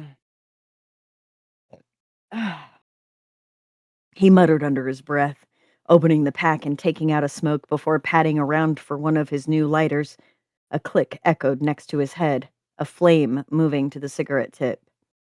Well, that's thoughtful of you, Robert said, turning. I ought. The words perished in his throat as he came face to face with Simon Lowry in his white fedora. The not so good doctor clicked off the lighter, whispering, You've caused quite the commotion since arriving, Mr. Astor. Why, you. Robert's vision swam as he stumbled, his hand.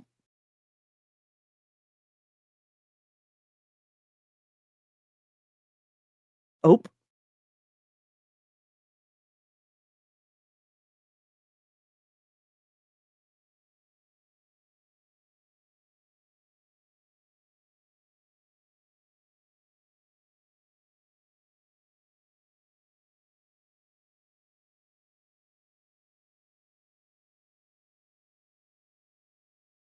light food break.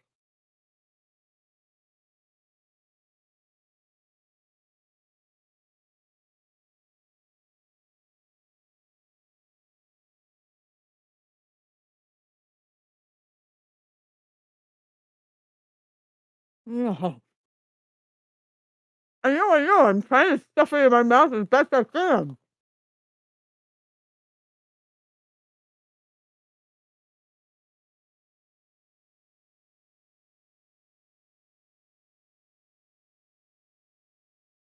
Ooh,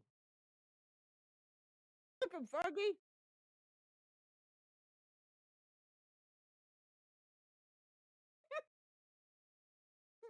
It's okay.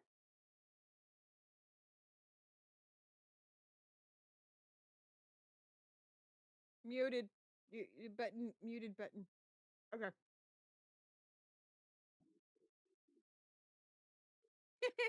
There. We can still hear Izzy. Context. She's eating dinner. Right, but they're still talking.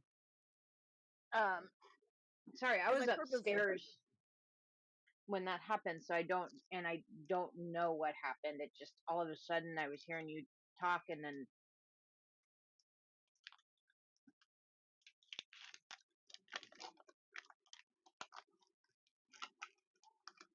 Three. One.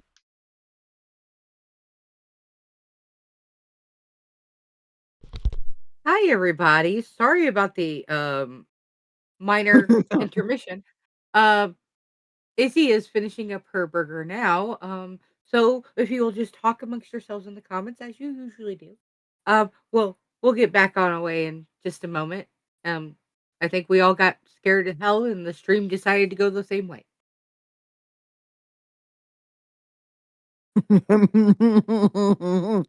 There's a pineapple in my burger. I didn't even hear what everyone's scared of. Last thing I heard Well, was about the 10-cent cigarette packs, and that was it.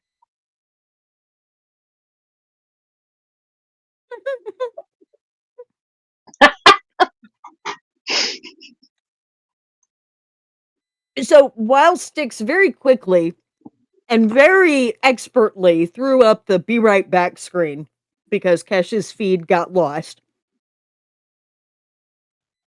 Threw that up, and Julie's like, quit looking at it, eat, shove the, and so I had to, knowing full well that they probably that the audience could probably hear me still, said, yeah, I know, I'm trying to shove it in my mouth as quickly as I can, and the chat is sitting there going, for context, people, Izzy is eating her dinner, and Doc's like, yeah, so smut.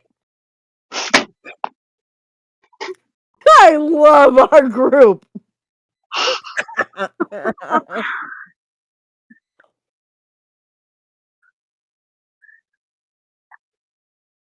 Context is important. Context is always Context important. is We important. operate on the fact that we need the fucking context. The lack of context makes a very humorous moments.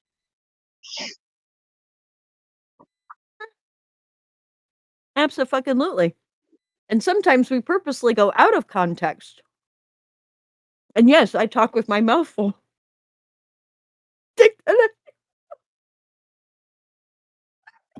Oh my god, this reminds me of something Stick said last night. We're not going there, but it just reminded me of something Stick said last night. Why do you suppose I said what I said? Yeah, I just got shut. Trying not to giggle. Trying not to giggle. No, Bitzer. No.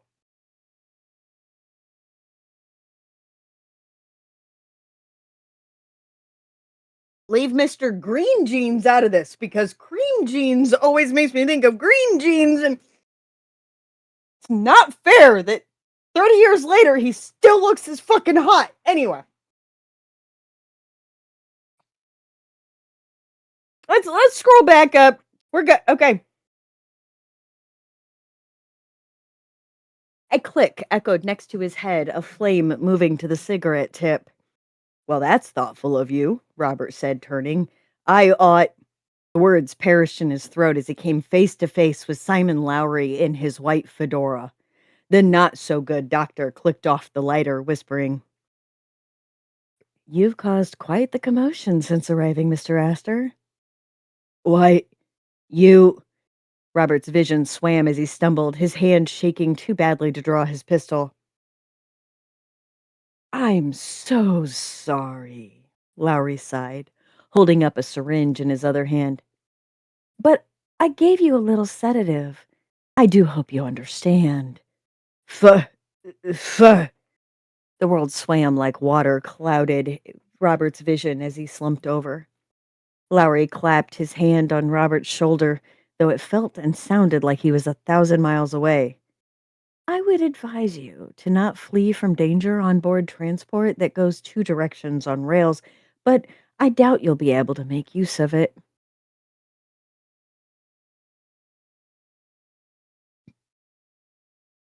The first time Jack knew something was awry was just after the train departed from the Cloverdale station, and Sarah started yelling at him.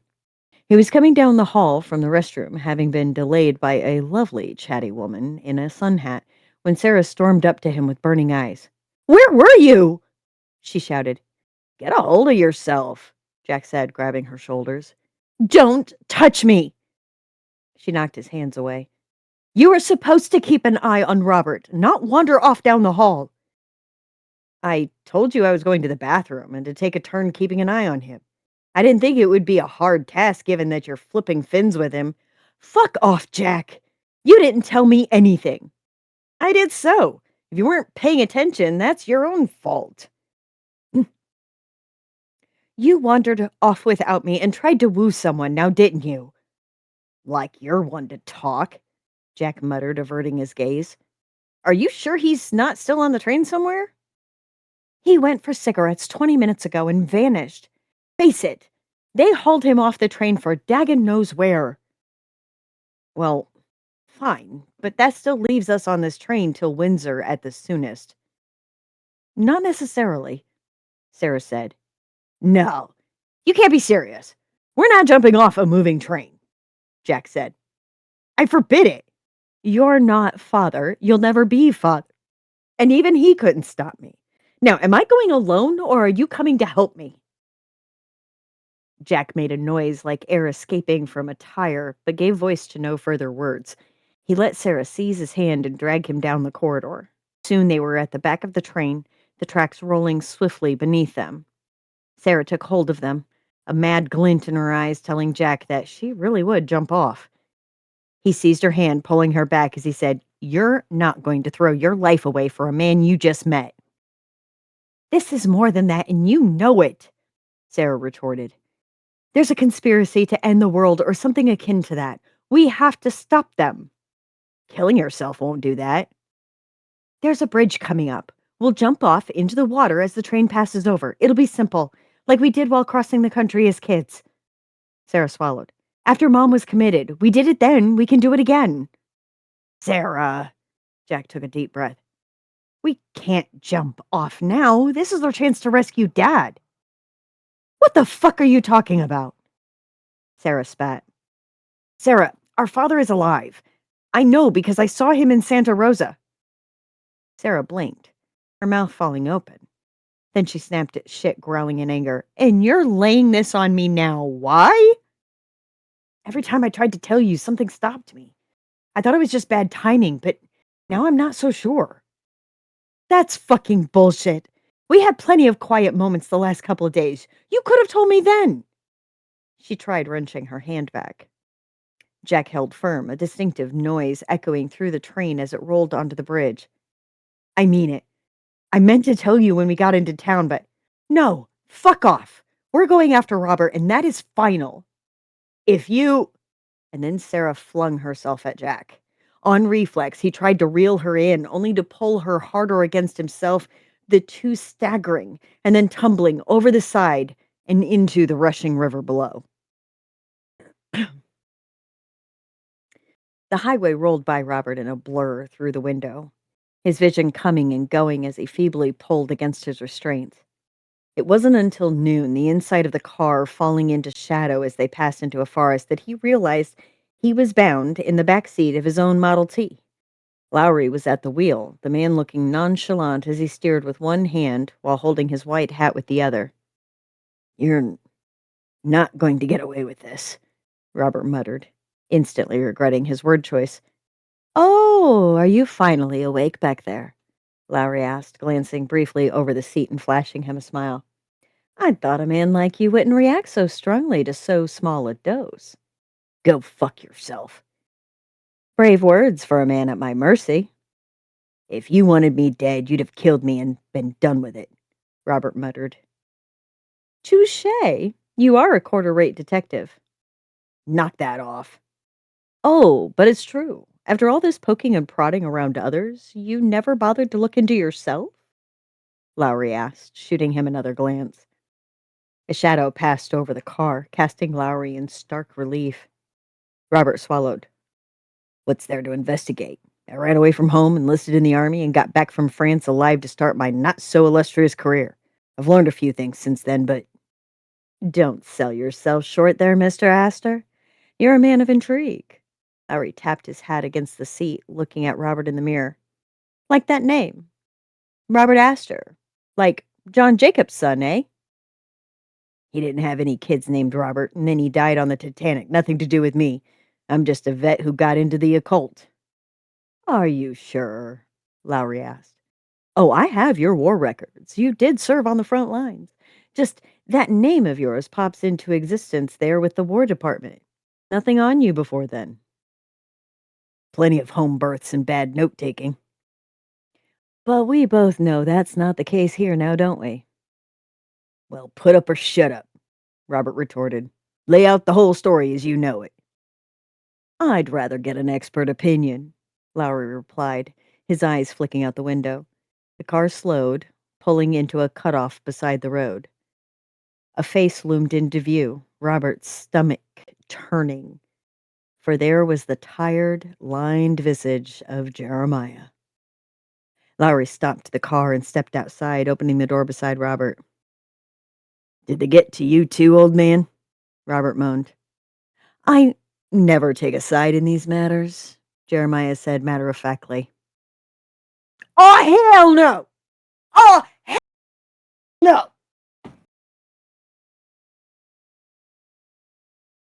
Jeremiah, you want to know I'm gonna punch your fucking lights in. You fucking two-facing, two-timing motherfucking switching side, triple, double agent fucking bullshit mother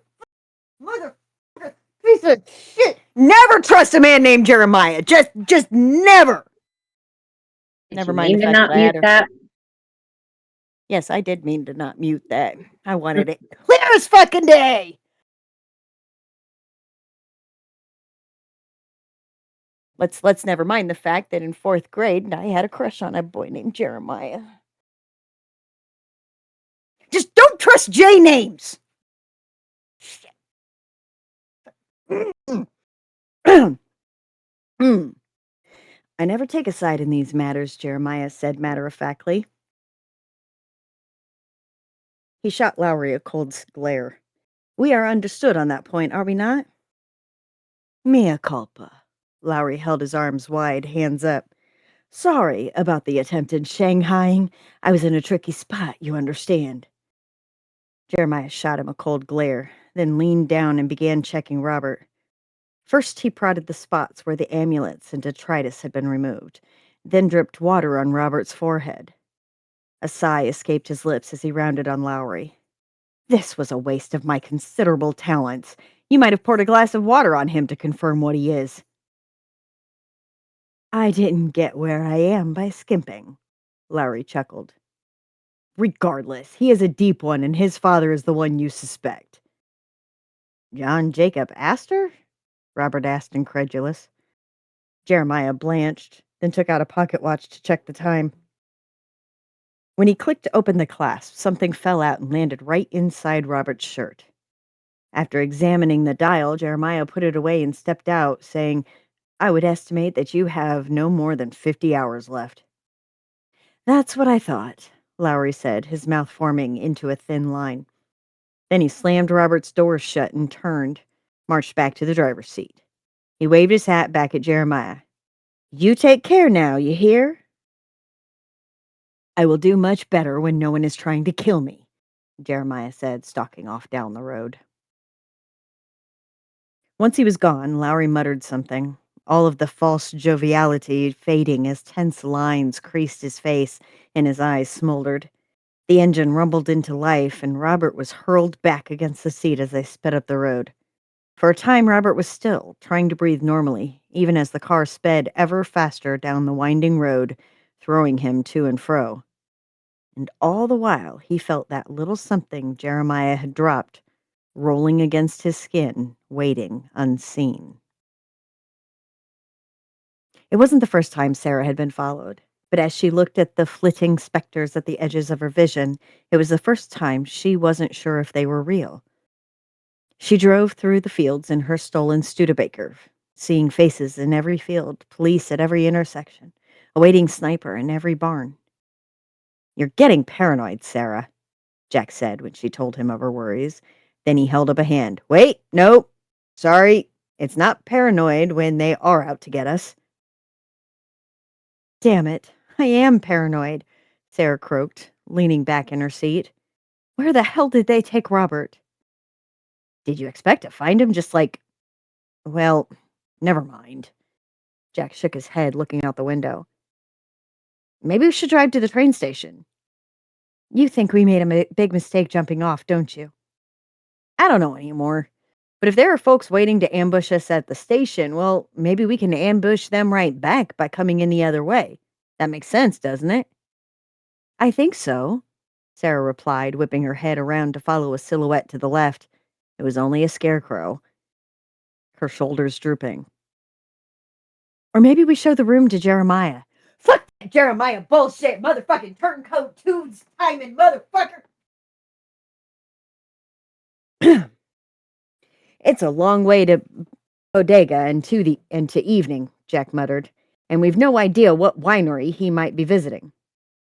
Damn it, Sarah moaned, letting her foot off the gas. The car slowed and then stopped as she lowered her head to the steering wheel. Why did I take my eyes off him? Why do we do any of the things we do? Jack asked, rubbing her shoulder as he leaned back in the seat. We'll find him, Sarah. Sarah nodded, finding the comment cold comfort. Still, she revved the engine back up and shot back onto the road, her brother's idea of a reverse ambush holding appeal. And so she sped toward Healdsburg. What might or might not have been waiting for them at the station would forever remain a mystery.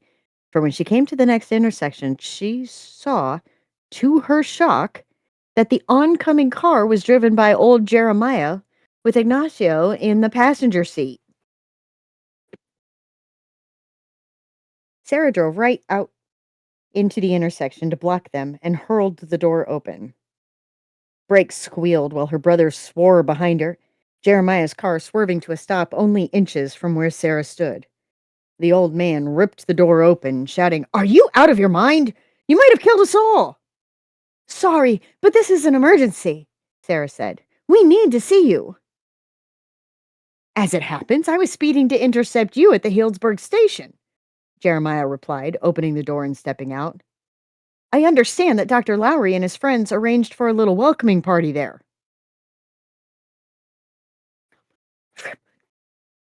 "So it was an ambush," Jack muttered. "Never mind that," Sarah said, fishing out the porcelain room and shoving it at Jeremiah. "What the hell is this?"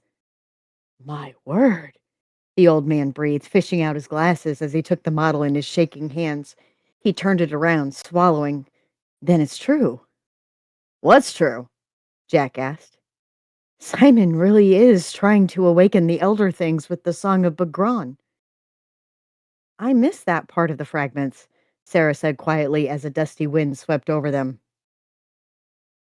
Dun, dun, no, no, not dun dun dun. No, not dun dun dun. What the?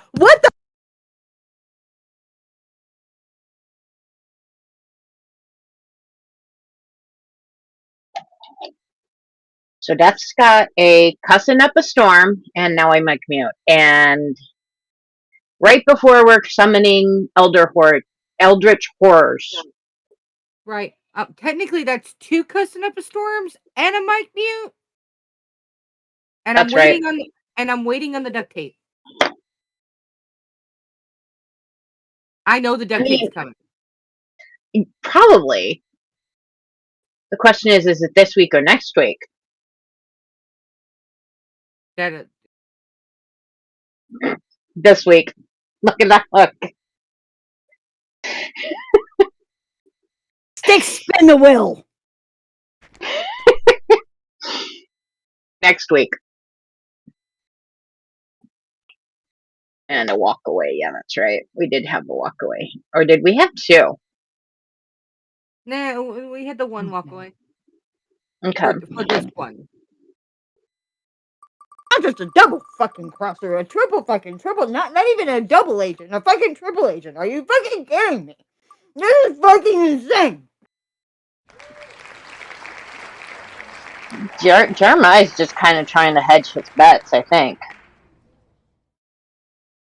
I think it's more than that, but that Ooh. just might be me. It might just be me. Our newest prompter. Oh yes, our brand new prompter. I'm gonna go put my Okay. pretzels in the freezer. Real quick, Foggy, since you have figured out how to chat in the box, real quick question. Do you have a preferred Foggy. Foggy? Okay. Foggy wall. Because That was not included in the.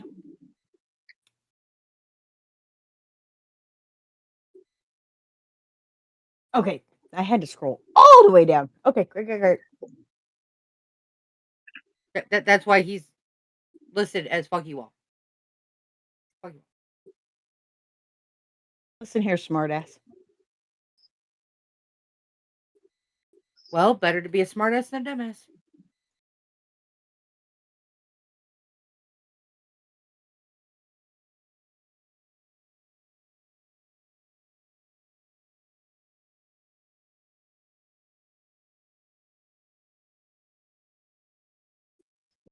I'm gonna make mute, and she doesn't, and it's not even for a story.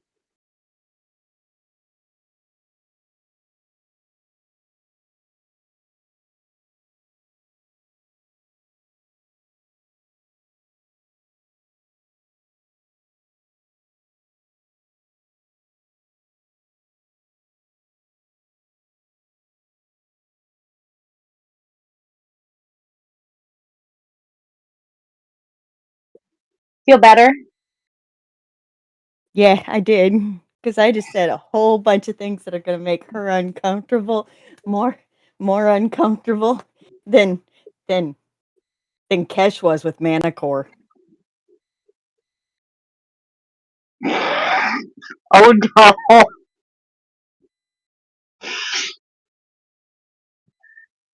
Julie got a mic mute as she's walking away, and I know exactly where Izzy's going with that. How did I get a? I walked away. How did I get a mic mute as I walked away? You're like, he chose Foggy Wall. That's why I put it in the thing. Okay, Miss Thing. So I mic muted and then I said a whole bunch of things about what I was going to do to pay you back. And nobody could hear it but the cats. And we're good with that. But it's along the lines of I'm going to make you more uncomfortable than Kesh was reading my additions to Manicore. Bet.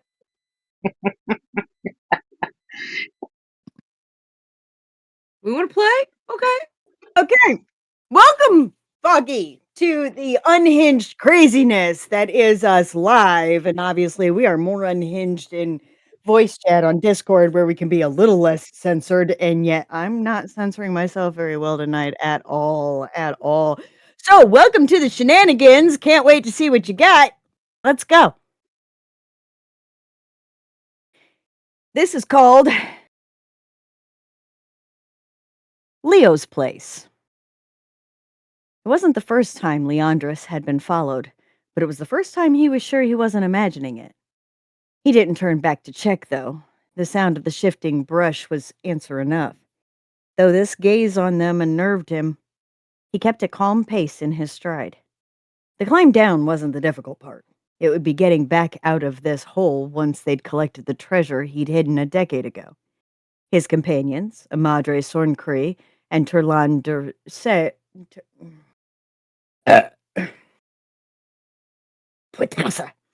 and Turlan Saus seemed to share his feeling, as if something had grown keenly aware of their presence here. No one spoke a word further as the heat of the sun radiated off the bare stone mountainside. Leandris had convinced them, after some coercion, that he wasn't just another pomp scrapper selling dirty details. He had offered up his memories of the stashed gold as recompense, but Lady Amadre declined, saying that mind magic wasn't her style. Whatever that means, stylish or not, he really didn't want to venture back to this accursed valley. It's not far now. Once we've reached the bottom of this ravine, there's a network of caverns that the river flows into. My treasure stash is in an alcove carved by the highest tide centuries ago, so we'll have to climb up to it. Amadre didn't answer, only giving a huff of a scoff. In all her wisdom and high glorious nobility, the dumbass didn't think to wear proper footwear, opting for opulent slippers with reinforced softness. Her bodyguard, Turlan, seemed to be in better spirits earlier, but now struggled with the climb. Bulky plate armor be damned, he smelt like 1,000 horses in a hayless barn, but still he moved with such a particular grace. Love that! I immediately smelled that, by the way. Damn! You cheated. You grew up in a farm. He smelt like 1,000 horses in a hayless barn. Dude! I know exactly what that smells like! Shit! Oh! My nose hairs are burning just thinking about that. Shit! How much further, thief? Came Trelawn's gristled voice from the rear. A man who could eat iron and grinned while doing so, even if he sounded winded, his breath caught on the thick humidity that carried across the ravine. Leo's own weary limbs struggled against the loosened shale as he slid down and away a few steps. His boots found purchase as his gloved hands scrabbled for a brackish bush. Looking up at them, he found a breath to speak in. Not much further now. That cave is near here. The rocks Leandra stood upon broke free under his shifting weight. He slid, landing hard on his stomach as he slid backward down the embankment toward the lazy, low river below. He caught a hand in a thicket of berries before falling off a sheared cliff. So sure-footed, our dip of a thief, he could hear Amadre say through short exhales. Her guard gave a short and pointed laugh. No wonder he got caught. Little Leo, the prim pocket picker, caught with his hand in the thicket of it again. Oh, hardy har har, so clever now. May I get a hand out of this predicament? I'll even take a boot, if so inclined. Amadre softly scoffed and coughed in the settling dust as she cautiously descended the old makeshift trail. Trelawn seemed to debate how to help. Maybe a heel to his forehead? It'd get him there faster, and break a leg if counted lucky. Luck's not on your side this week, Thavish thief, he said before he crouched and grabbed Leo's untangled forearm. It seems you're just lucky enough to keep your head. As he pulled Leandros back up, it was hard to ignore the scraped pains across his chest where the loose shale had sliced clean through his cloth shirts. Thanks, big guy. I think I spotted the cavern. It's just below us. Yeah, you'll recognize the right cave. I blocked the entrance by wedging the boat in it like a barrier. Amadre spoke before Trelawn could form a response. Hey, we're not in the life domain, are we? We are. This ravine falls between mind and life's overlap. How come? Leandra said with a bit more bite than intended, but spotting Amadre's focus, he followed her line of sight. Well, shit, he breathed. Above them, their stalkers came into view. Two gigantic treefolk spirits, Varens, watching with those vivid bright eyes of theirs. They didn't move, more than the idle twisting of vines and roots, and of the two, one was significantly larger than the other, but they both seemed to have male-leaning traits. The blooms that sprouted from their dark green and mossy tangles were of wide purple and black petals and long stamens, yellowed by pollen. That's not ominous at all, Trelawn mumbled, the big man's low voice hitched onto a higher octave. Relax, Leo answered as he started back down the path once more. They're just watching us go. Come along, my captures. I have a bounty to show you, he said with a sigh. He then added, more so for himself, I'm glad my senses haven't dulled that much over the years. Leo could make out Amadre's heavy breath over the whistled winds, but she refrained from making any complaint as the three of them finished the last leg of the journey. They came to a stop in front of the bottom of a boat wedged vertically into the face of a cliff along a now much more narrow, flat stretch of solid stone. In the center of the ship stood a door that had all but rotted away, but all throughout the old dinghy's hull were bright green tangles of vines that wove between planks and meandered through holes. To the whole facade, the overgrowth stood out as freshly fragrant with thick, healthy leaves, almost entirely hiding all but the door. Lively mosses with purple weeping bells covered and clung to the cliff wall in the shade provided by a thicket of young trees that had grown over the entrance. Well, this is it. The overgrowth is new. Probably the doing of those Varens we'd seen, but the door looks as it did the last time I said my goodbyes. All I ever had and all I ever was abandoned here. His voice trailed off, his voice caught by his throat. He knocked the back of his hand on the door, only for it to collapse. This urged a bark of laughter from Trelawn. Had we had more space, I'd have joined the door. This has been one hell of a trek. However, I do not believe I can fit in that little cave. I will relax, though, under that dwindle of a tree. Shade is shade, and I'd like to rest. Call when I'm needed, my lady. To Leandris, he added, I will break that boat if I hear any shouting without hesitation. Noted, he replied before stepping over his old front door, reaching instinctively for an old oil lantern that hung beside it. Surprised that the half-used matches were still dry, he struck it and illuminated the old, dusty den in an amber flicker. Home sweet home. How this troubles me. Well, Lady Amadre, here's your debt to be collected. Leo watched Amadre step in with careful urgency as he surveyed the little hole of a hovel. Across the carved cavern, walls hung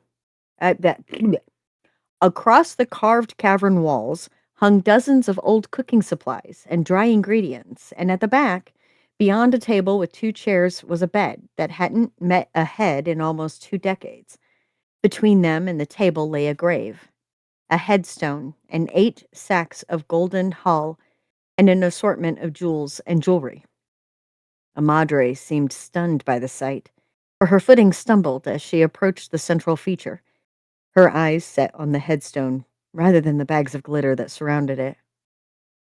Leo passed Amadre the lantern, then sat down at the table, the chair's legs scraping the floor with an echo of his past. It's true, and my debt to you will be more than cleared. By all means, Lady Greed, grab and go. Here lay Ophelia and Wyern, gone, my love and my life. Her voice all but muted by the silence inside this place. To the winter's rush and a fever's blush. Her whispered words still made Leo wince, as if it were but yesterday's tragedy. Yet here he was, some 20 years out, pacing memories he thought buried alongside them. He laughed in spite of the old heartache and told her, this used to be a happy place back then. A world of our own, away from courtly intrigues and intrusive debtors such as you. Yet here we are, in my heart's hollowed heart, twisting my soul in knots for some stew. I'd almost escaped myself, I suppose, but this place hasn't changed at all. Since the day I abandoned them here with all, only the times have changed for me. Amadre sat the lantern down, careful to be beside the raised flat of the grave. You left your wealth with your wife? It was her wealth, not mine. Yes, she left it to me, told me to take it all and save someone who needed me, but I never found another someone like her. No one else as worthy of saving as she had been to me in my youth. So here we are, to give you a way to save a life and forgive me my wrongful due. Leandris's voice shuddered with the verge of a sob, but with a deep,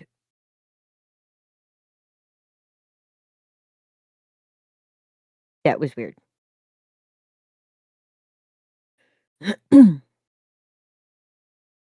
Leandris's voice shuddered with the verge of a sob, but with a deep inhale, his arms folded before him, and he pressed his forehead to his forearms. Amadre could make out his shoulder, subtle tightness, and the shudder that seized him. You're not a thief, are you? Is that a lie? She asked and stood to join him at the table. You haven't need to explain yourself, but do know you have my sympathy. His head shot up. And what's that worth to me? Do you want my payment or no?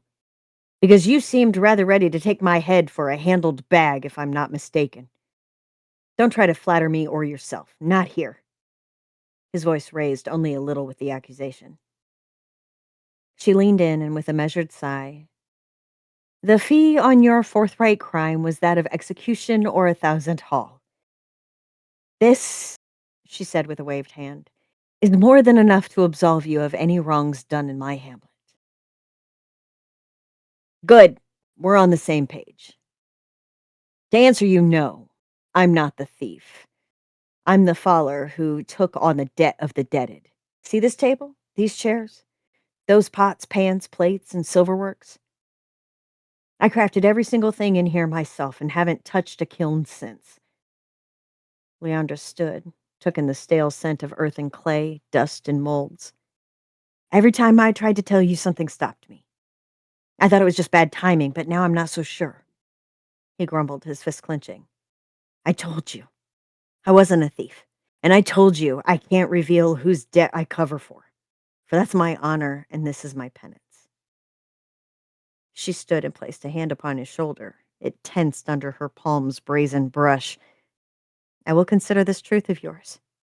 I may have a place to place you if you wish to forge again. Leandris's shoulders relaxed as he placed a hand over hers. We can discuss it later. Go call for Turlan. We're done here.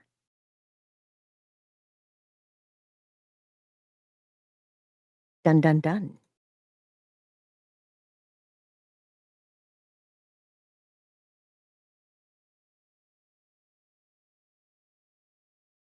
I have one thing to say before you break it in. Foggy, I win.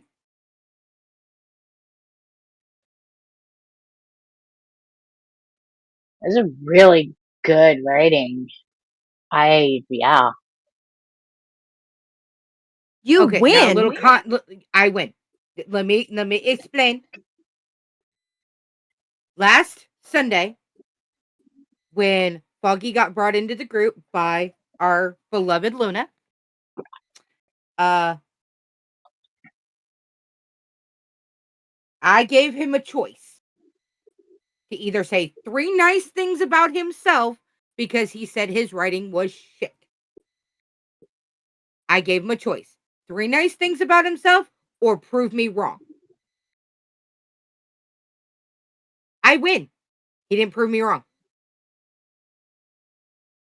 His writing is not shit. Definitely not. Oh, it's not. Obviously some rough edges, some grammar things. That there were a few things where it's like, okay, this is getting a little flowery to the point where I'm losing the point of this sentence. But beyond that, holy shit. Yeah, I win. No, I win. Oh, And you now you wanted to still try gotta and say take 3 some nice things material. about yourself. I didn't cry. Why would I cry? I think the graves.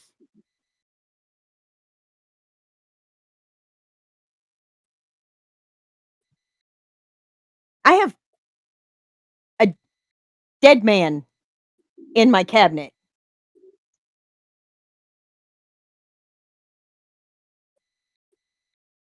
For context, I have the cremated remains of my father in the cabinet so that he doesn't get knocked over by terrorist cats. Which again, cats, not real terrorists, just feline furrierists who like to knock things over. God, I'm just stepping all over into it tonight. Dead man in my cabinet was not on my bingo card. Yeah, I know. It's also next to 2 dead cats. I mean, the cremated remains of 2 dead cats. Oh, God. Next! Izzy keeps hers Next! on. Izzy keeps hers in a cabinet. I keep mine on a shelf. I have 7 felines in this house and 2 accident-prone spawn. I have 2 cats that look at me when they do shit. Right. And But also, one very curious child. Bucky says 3 times I wanted to spend to save Izzy from the hole she's digging. Thank you! Frankly, here's the thing. Also, Pop is still in the plastic box from the crematorium. I have not moved him into his urn yet. So, to protect his remains, see, Mom's in an urn, right? No, mom's still in the plastic urn with her urn in front of it. Because I have to take all of it over to the crematorium and have her transferred because they're like, "No, don't do it in your garage." Yeah, no, it's just not a good idea. Now you can do it, but most of the time they offer to do it for you. Right. CM Weller. Okay, here's the thing. If we can, I know it is quarter till 11, and Sticks already said that he was very very tired today, and I'm very sorry, but I need a bathroom break. So unless one of you fine ladies would like to keep the show going, start reading CM Weller. Oh, Well, no, I will handle Zinnia. That's not a problem. you'll handle Zinnia. Okay. So we are going to have a different voice for Zinnia. Okay, today give somebody else the beautiful wonder, and I'm not being sarcastic in any way, shape, or form. I absolutely love reading Zinnia. I love her sweet little bunchkin face. I want to just pinch her cheeks and love her and protect her. But I need to use the restroom and do yeah. Okay. You're welcome, Foggy. Absolutely. You you listen to this with both your ears. Foggy, you better keep submitting.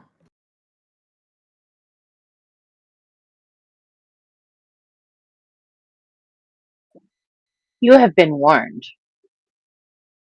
And I'm finding it funny as hell. Okay. Okay. Everybody good? Let me go ahead and get a quick drink because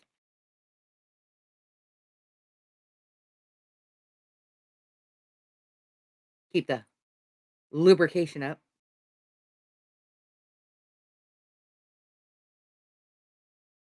It wasn't the first time Zinnia had been followed, but it was the first time she was sure she wasn't imagining.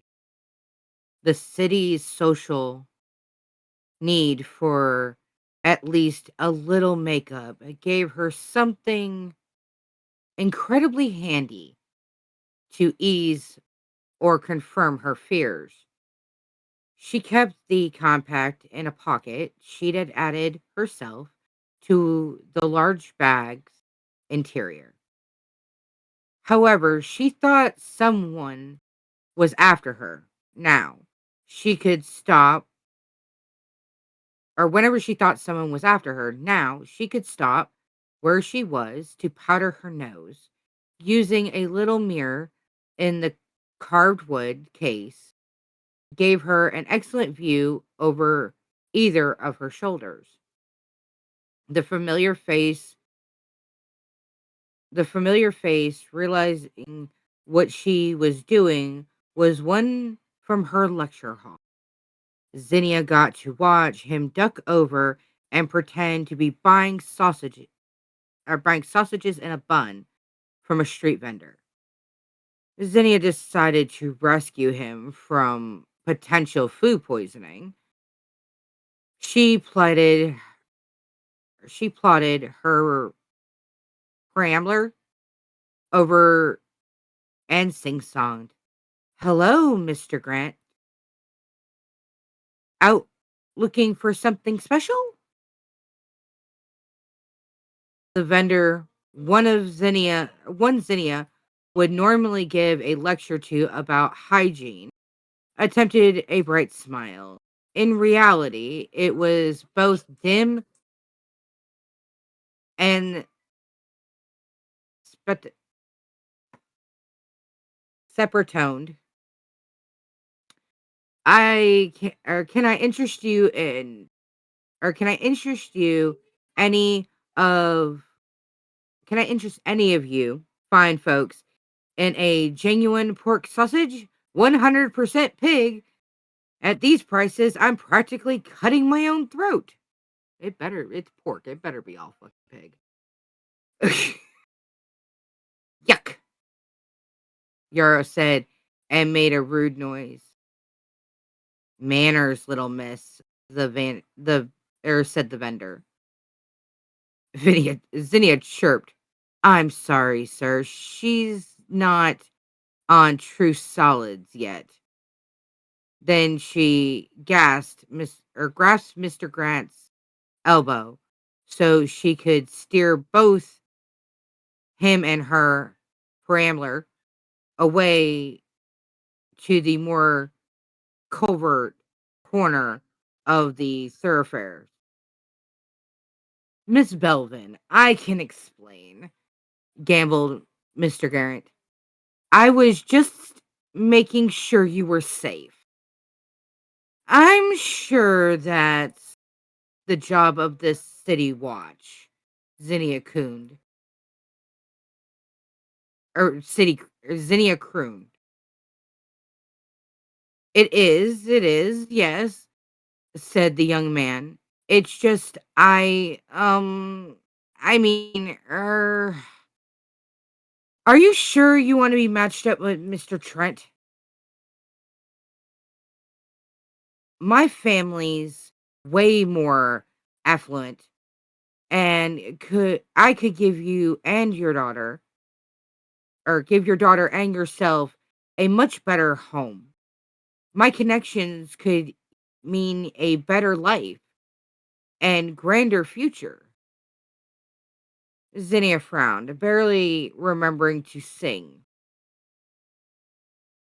Are you proposing marriage, Mr. Grant? A counter offer? Yeah.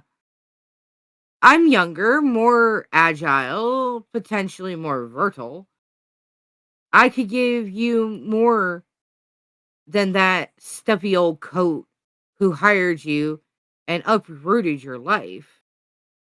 He had clearly had no idea. Zinnia stumbled on her words, trying to think of a polite way to break it to him. Yarrow came to her rescue by throwing a half nibbled rusk at him and hollering, "You go away!"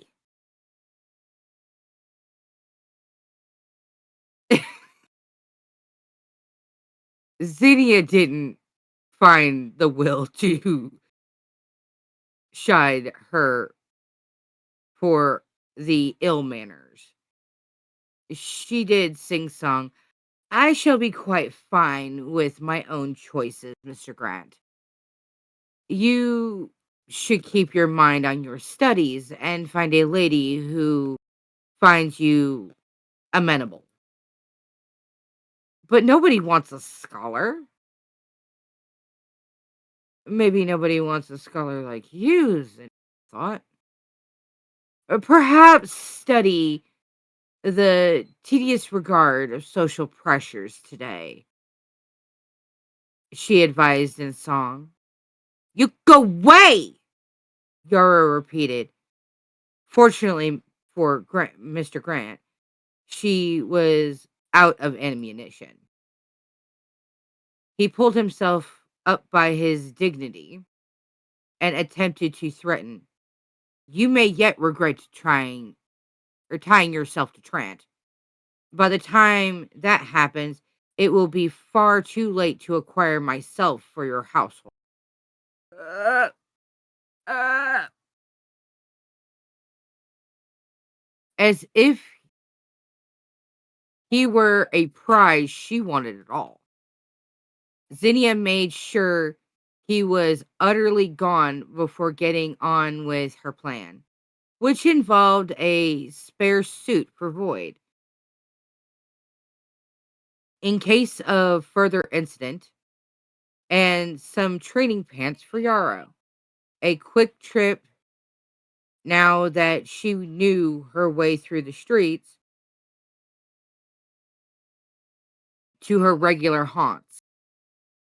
Mr. Hargraves greeted her like an old friend and took a sojourn sojourn to the alley to coo over Aro, who giggled and squealed at his exaggerated formality. And a very good morrow to you, Miss Belvin. He pretended to tip an imaginary hat to. Mita hi! Yaro yipped.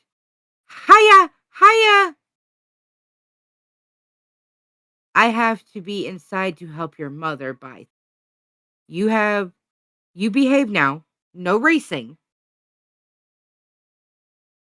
Yarrow giggled and settled down to play with her puppet. "Say bye-bye."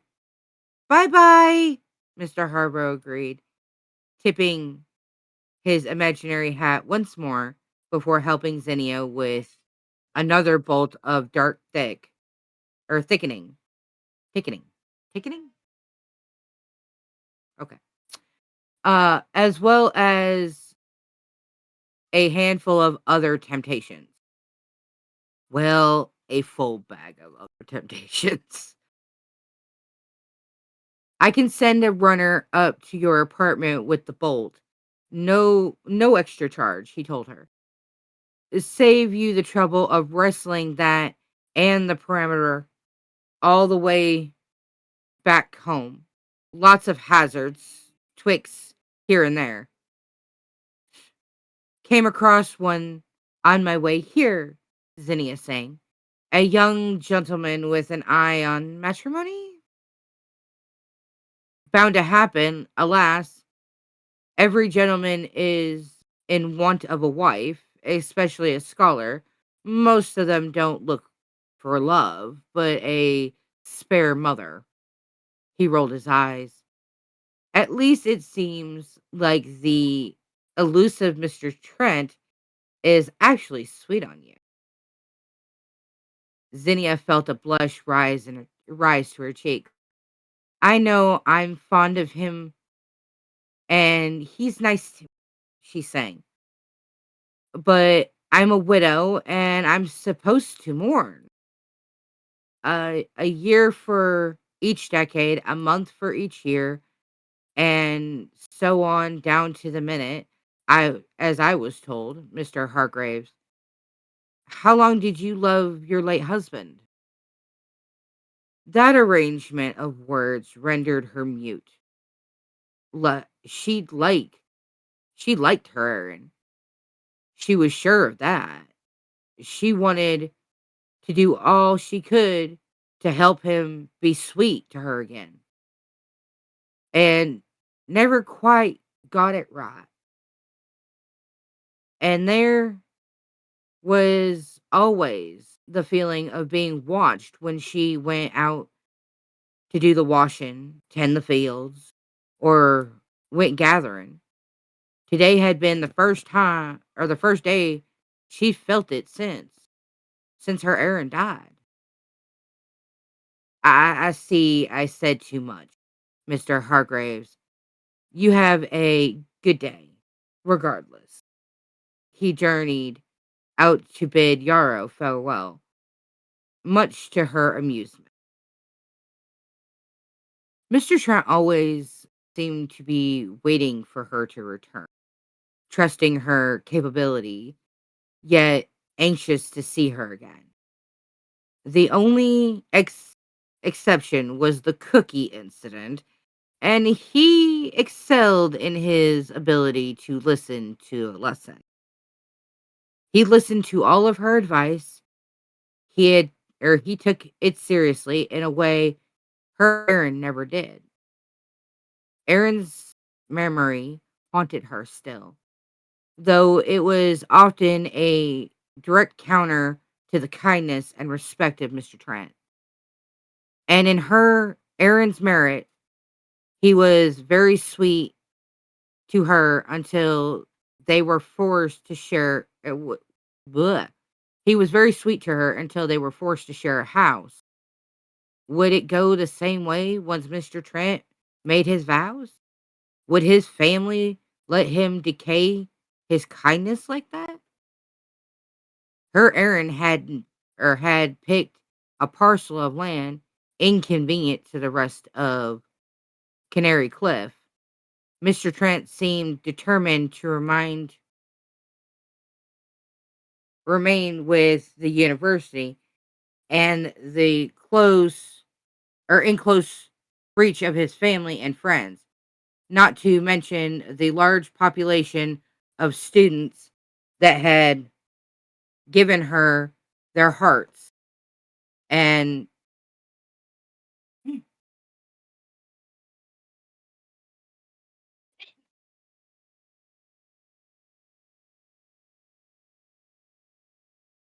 or shit, giving them their hearts and thriving throng of professors who would overturn the very world for her.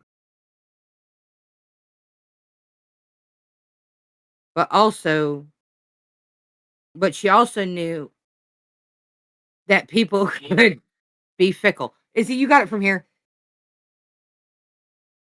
I'm just trying to figure out where. Aha, got.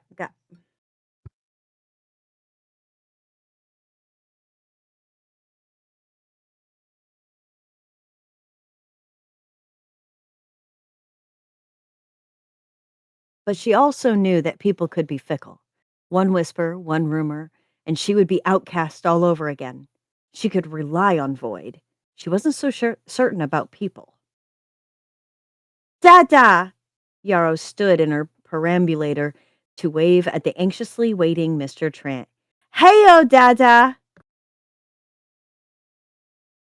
Before her eyes, Mr. Trant's attitude went from taut anxiety to goopy and slightly drunken pleasure.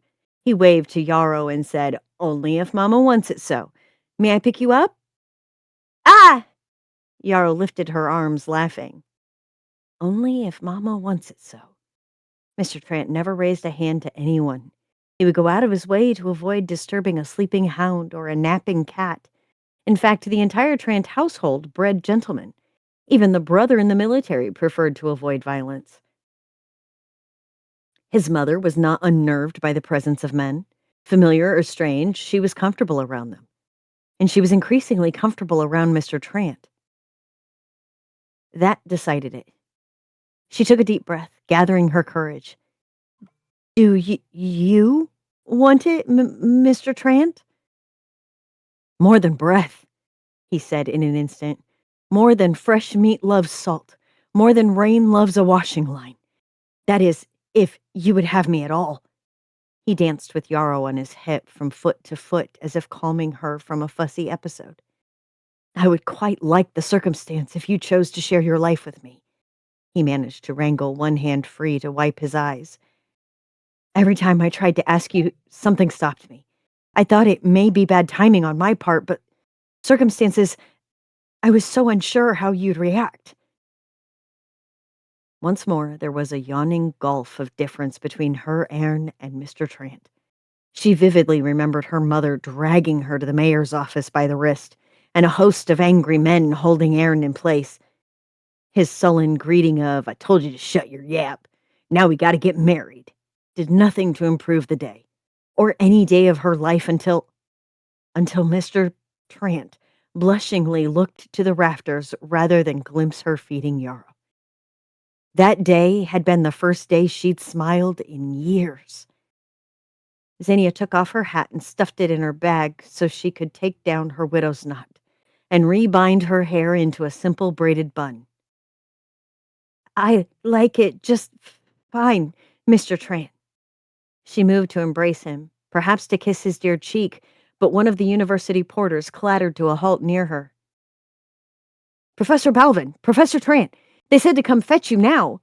They got the whole bas-relief, and they need to put it in order. Soul burn it all, she thought. Well, the porters rarely gave anyone time to spare for any little errands. Care to come along, Mr. Trant? She said. Or is it Professor now? We shall have to see if we've been elevated in our absence, Mrs. Balvin.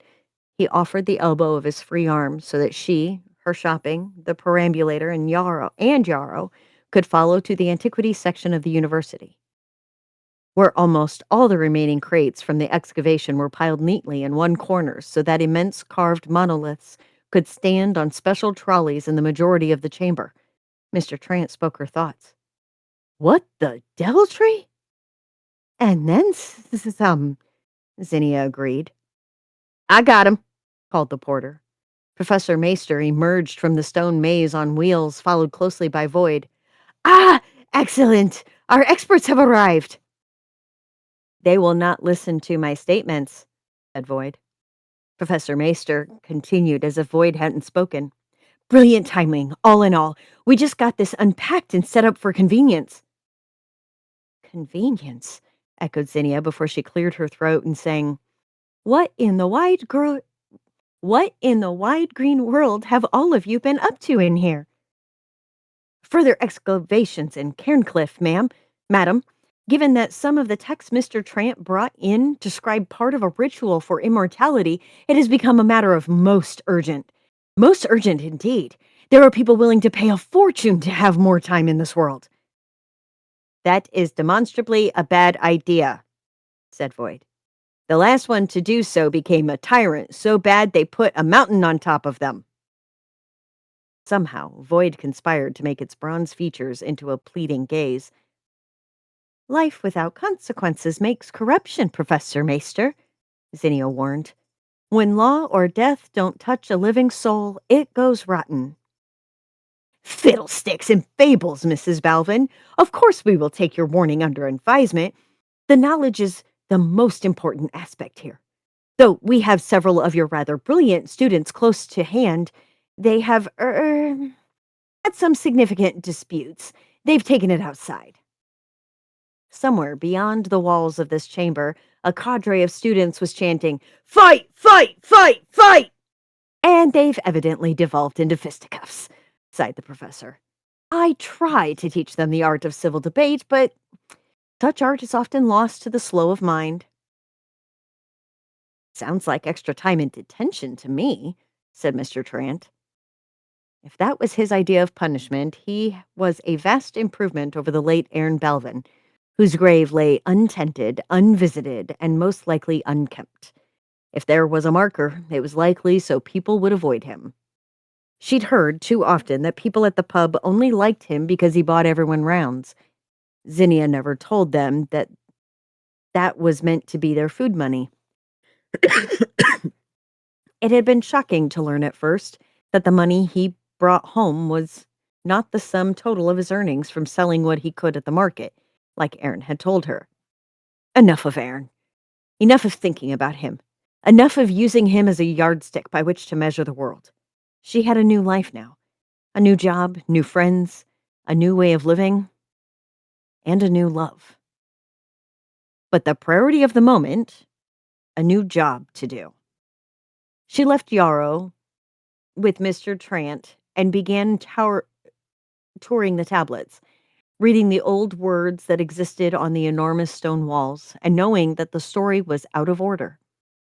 Someone had patched together the broken frieze that she and Mr. Trant had brought in from Cairncliff. She'd had to beg her own treasures back from the museum since they thought they were artifacts of ritual purpose. They weren't entirely wrong. It's just that it was her ritual. The little basket and all she kept in it were safely away in a high cupboard now, where little hands couldn't reach. Yarrow would learn that story in due course, and she was old enough to understand Zinnia's sorrows. Aha! She found one that matched with another. This one, she cooed, comes right before this one. She had to scurry to indicate the mate. The porter sprang into action, pushing, pulling, turning, and whispering curses as they moved the monoliths around, all to put the matched pair together and move all the others out of the way. It was much like sorting a hand of cards, if each card was roughly 5 tons of stone and little could be won by matching an entire suit. The secret to immortality was written on these walls. Zinnia guessed it was wrapped in a warning that people would ignore. She had not met a lot of wealthy folk, nor many nobles. She only knew them through stories or plays. From that limited sample, she could reason that things could only get worse for allowing them to live forever, no matter how good a person might be. Once they could escape consequences for bad actions, they would only do more of them. Void was only good because it cared, now, about Zinnia, Yarrow, and the people around it. It cared enough to protect the people who treated it like a person, which led to an alarming question tickling the back of her mind. What would Void become if nobody cared for it in turn? Dun dun dun. Are we seriously just going to fucking just slide right by the fact that Mr. Trant and Zinnia Belavan just got fucking engaged. Are we seriously just gonna just slide right past that fucking shit? Are you fucking kidding me? Nope. Back to the scholarly pursuits. No time for love. But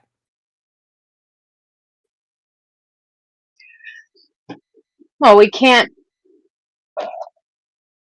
write the whole story on stream. We gotta keep some of it for the book, right? Is that right, Bitzer?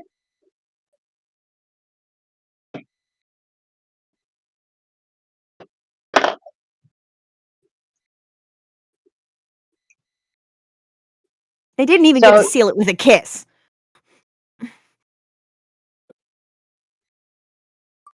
But Yarrow got to call him daddy. It was so Yarrow, stinking cute. Yarrow is so stinking cute. Oh my gosh. You're doing so well writing that little girl. All right, Ace is up. Oh, okay.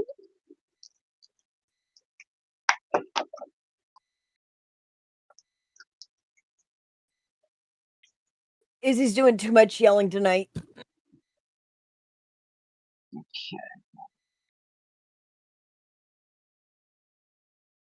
Yep, lost my screen. There it is.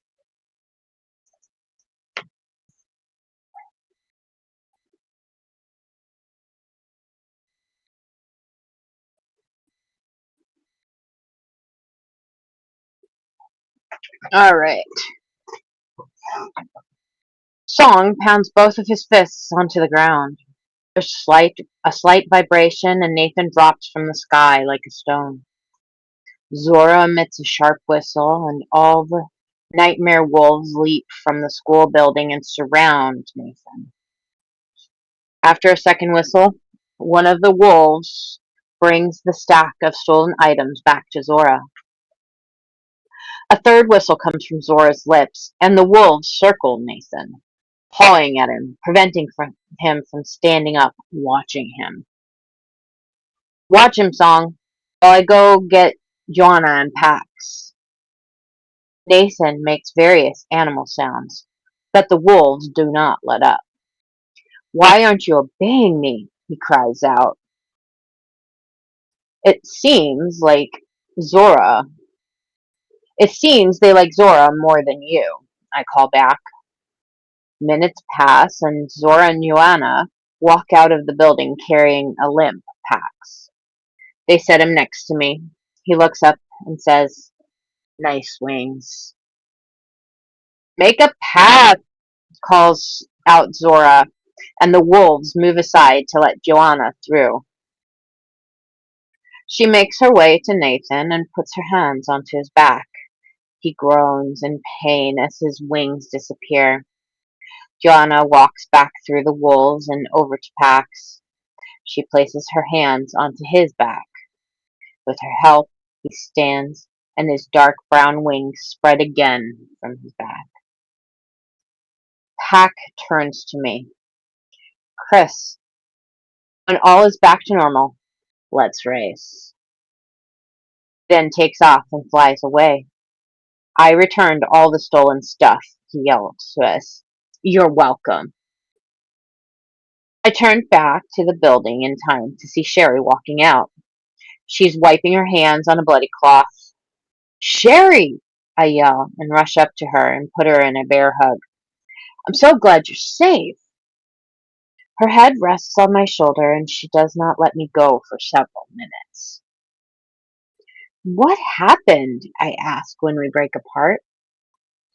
"When we entered the classrooms," begins Sherry, "we found the wolves scratching and biting the other students. With just one whistle from Zora, the wolves all calmed down. She's part wolf, you know," she says with a wink. "And I then walked up to one of the injured students and placed my hand on their shoulder. Instantly, their wounds began to heal. At that point, our mission was clear. Zora raced to each classroom, taming the wolves while I healed those who had been injured. I just finished healing everyone before I came out. What are we going to do with him? I ask and point to Nathan. Smash, replies Song as he slams his open palms together. Let him stay there until the authorities arrive, answers Zora. The authorities arrive minutes later and take Nathan into custody. They take all of our statements about what happened. As they wrap up, Principal Julian approaches us. Thank you, he says to us, for saving us from that monster. I had no idea he was capable of such things.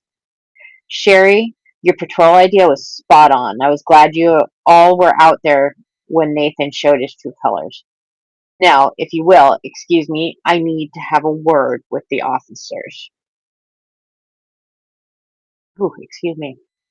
Zora, Song, and Joanna, and Zora, Song, Joanna, Sherry, and I remain at the school and help the other students as they are either picked up by their parents or taken home by the school buses. We are about to depart when Sherry gasps, points over my shoulder. I turn to see a beautiful lady approach us.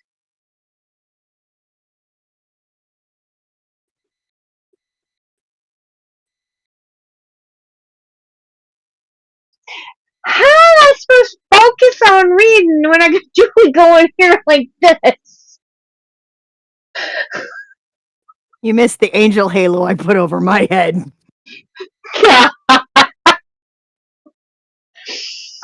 Oh boy. Okay. Let me start that one over again. Zora, Song, Joanna, Sherry, and I remain at the school and help the other students as they are either picked up by their parents or taken home by the school buses.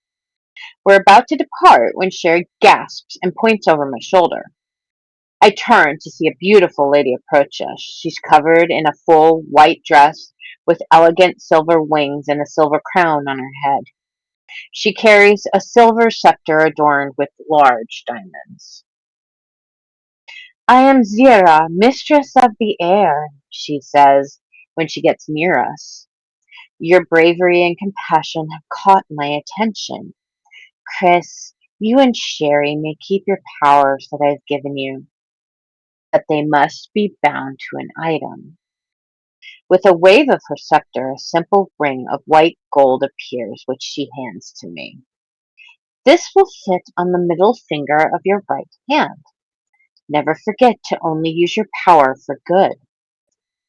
And should you ever feel like tapping to the rhythm of your favorite song, do not worry, the ring won't scratch. She winks at me. Thank you, I say, and bow, and place the ring onto my finger. It fits perfectly. With another wave of her scepter, a bracelet of the same white gold appears. As she puts it onto the wrists of Sherry, she says, Compassion is something that is fading from the women of today. For every person you aid, your heart will be strengthened. Your joy shall be your joy. Thank you, Sherry says with a smile and tears in her eyes as she too bows. You're welcome. If our powers are bound to item, does that mean? I ask. Yes, replies Zira. It means that all the items that Nathan stole have a power bound to them for each student he stole them from. He sought to steal power rather than earn it. Let that be a lesson to you all, that greatness is not taken by force, but it is given to those who are worthy. After saying this, Zara spreads her wings and flies away. Did you see what just happened? Says Sherry in amazement. How cool was that? Oy vey! She looks down at her bracelet. A gift from Zira herself. Simply amazing, I reply, and put my arm around her. You will make a wonderful healer. And what was that thing Nathan took from your backpack? She looks up at me and asks with a sly grin on her face.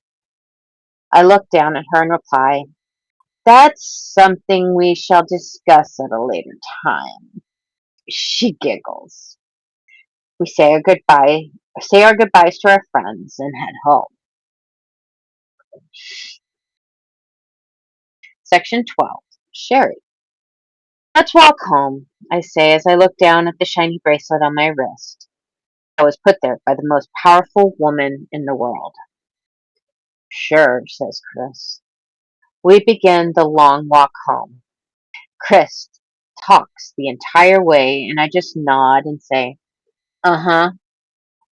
I'm just way too preoccupied to listen. When I'm not looking at the bracelet, I watch my feet and Chris's feet. Before I know it, I see my feet walking up the steps to our porch. As soon as Chris opens the door, I bolt up to my room to hide Chris's present, which I remember I left on my bed. It's not like he ever comes to my room, but leaving it out on the bed makes it seem exposed. I sit on the bed and quickly hide the present in a drawer. I take 2 canvases out of the closet and lay them on my bed. I then set up the easel and place one of the canvases on it. I sit there for a few minutes looking at the blank canvases, trying to let ideas of what to paint drift into my head. I take out my brushes and load my palette with paint before starting on the first painting. The first idea comes quickly. As I paint it, the second idea comes to mind. I lay the first canvas on my bed and set the second canvas onto the easel. This one will be easy as it just involves a silhouette. I switch back and forth for hours, ignoring my brother's calls to come down and eat. You go ahead, I call out. I'm too busy to eat. I'm just too excited to stop. I continue late into the evening when I hear a knock on my door and hear Chris say, Good night, Sherry. I'm going to bed. Good night, Chris, I say back. I lay the 2 canvases on my bed, step back, and say, Perfect. I cover both of the canvases and place one on the easel. I then clip the other to the back of the easel and go to the bathroom that is next to my bedroom to wash my hands, humming happily to myself. I walk down the stairs into the kitchen because I'm hungry and I'm not going to bed on an empty stomach. I open the fridge and find a bowl of pasta with a sticky note stuck to it with the word Sherry on it. I smile, warm it up in the microwave, and eat it. Feeling satisfied, I go back to my room and fall asleep. The following day, we enter the building from the rear, as the front entrance is blocked with a construction where The following day, we enter the building from the rear as the front entrance is blocked while a construction crew rebuilds it. It is a somber morning as students walk slowly into the same classrooms where just the day before they were viciously attacked. My mood changes when Principal Julian asks me to return the stolen items to their owners that morning. I spend the first period going from classroom to classroom, bringing smiles to every student who had something stolen from them. It is that one period that carries me through the rest of the day. Yes, my best friend Zora, Joanna, and Song are beside me, but it is the smiles and gratitude of the students that give me the joy I need. That evening, I am downstairs in the kitchen doing the dishes. Yes, I do the dishes too. I don't make Chris do them every night. I hear a door close upstairs. It's not the bathroom door, and it doesn't sound like Chris's door either. Chris comes walking down and enters the kitchen, so I question him. Did you go into my room? He shakes his head. Just closing your door, he says. Somehow I don't believe him. The following day at school, we all exchanged cards and small gifts with classmates. Song didn't know what to get anyone, so he just hands out candy canes while repeating the same phrase over and over. Brush your teeth, brush your teeth, brush your teeth. We all laugh. I promised Zora and Joanna that I will be on social media every day. Song will only be on if he is with Joanna and he only uses a phone for emergencies. The next week flies by with me getting more excited as Christmas Day approaches. Section 13. Chris. Christmas morning is here at last. Mom and Dad cook breakfast while Sherry and I sit in front of the Christmas tree like little kids wondering what our presents would contain. In a family of artists, we know that many of them will be paintings of some kind. Dad sets the table and calls us to eat. We all sit down, and over he looks at us over folded hands. During this day of gift giving, let's remember those who are less fortunate than we. We may not all be in the same boat, but we are definitely in the same storm. When I think back on what you both did at your school, I am proud. You caught the attention of Zira and earned some amazing powers. Never take those for granted. Always be willing to come to the aid of another, and they will look up to you and respect you. He raises his glass, followed by our mother. I am proud of you both as well. It warms my heart to see my children putting others above themselves. Sherry and I raise our glasses Sherry and I raise our glasses as well and nod, but we're silent as we are lost for words. We eat our fill and go back to sitting in front of the tree, waiting.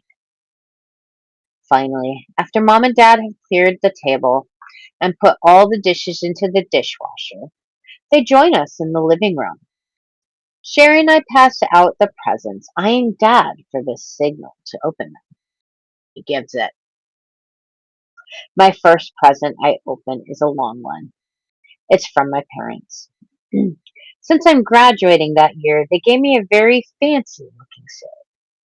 I then opened two small canvases containing paintings of Mom and Dad together with trees and snowflakes, and a painting of a silhouette of me standing on the porch watching the rain. But it's a small present that I but it's a small present that I save for last. Open it and gasp. It is the new Max game that I didn't know if anyone was getting me. The label says that it's from Sherry. I look over at her, holding up the game, and smile. She smiles back, but I notice tears in her eyes. She's holding the golden frame with the painting of the green heart I made for her. It's beautiful, she says, holding it close to her heart. And you used the liquid Mom gave you. I love it. Mom and Dad love the paintings we made for them, saying they would find somewhere on their wall to put them. That day, Mom and Dad join us in the basement for the things that Sherry and I like to do together. Mom stands with Sherry at her easels and gives her painting advice while they both paint amazing things. Dad joins me to play the new Max game and reminisces about his old days playing video games. Then, a few hours later, we switch. I stand with Mom as she loads the easels with fresh canvases, and she helps me develop my painting techniques further. Sherry joins Dad to play my game. I'm a little sad to see the day come to an end, but it's one of the best days I've had in a very long time. It begins to rain, and I find myself out on the porch, sitting in the swing, watching it. Can't sleep either, I say to Sherry when she walks out a few minutes later. She sits next to me, puts her arms around me, and rests her head onto my shoulder. No, I just want to be with my big brother. Did you have a good day? I ask. I loved it, she replies, and I feel her arms squeeze a little tighter. I saw you go further on the game than I did. I feel her start to giggle. Yes, I did. And you know what? I'm thinking I'm going to find all the secrets and force Pax to admit that I am better than he. We both laugh. You do that, I say. I feel her relax. Her breathing slows. She's falling asleep. I'm comfortable and content in the moment. I will always protect her and be here for her whenever she needs me. I love you, Sherry, I whisper. I love you too, Chris, she mumbles. Can I get a cat? I give her a back rub and reply, Sure, you may get a cat. The end. Dun, dun, dun.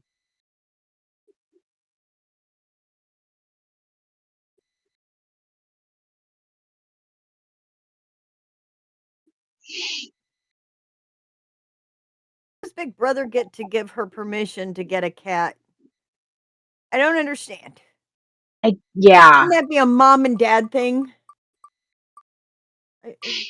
yeah.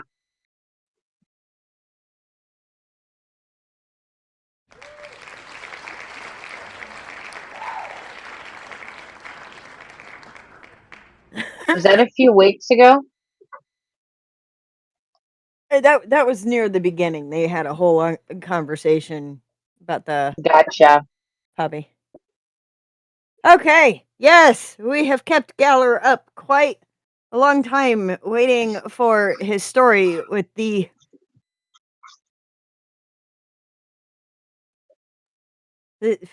okay, Is so it the this demon appears owl? it does appear to be a Sarael side story. So if we remember Andrew, our owl demon, is side story to that. So interested how this will go. Sticks, don't you start!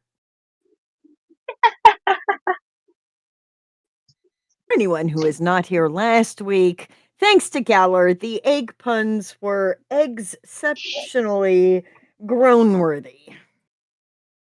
And commence in the side chat with your egg and breakfast food puns. Go on, go on. I'm just gonna go read a funny little story. Yeah! Sorry, people, Kari.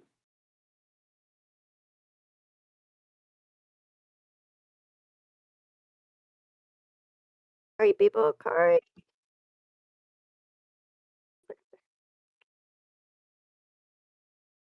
Oops, my bad. Baby girl. Sorry, baby girl. Okay.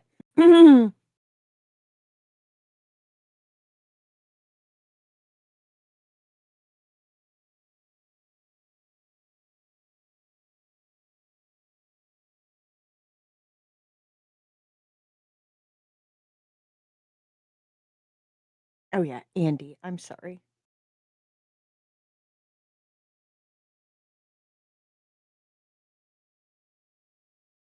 Oh God.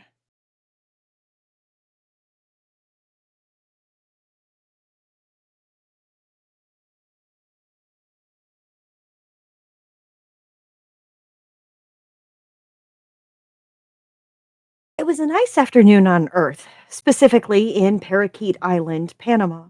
The sunshine warmed Sarael's feathers with the smell of salt nicely accompanying the wind that caressed them.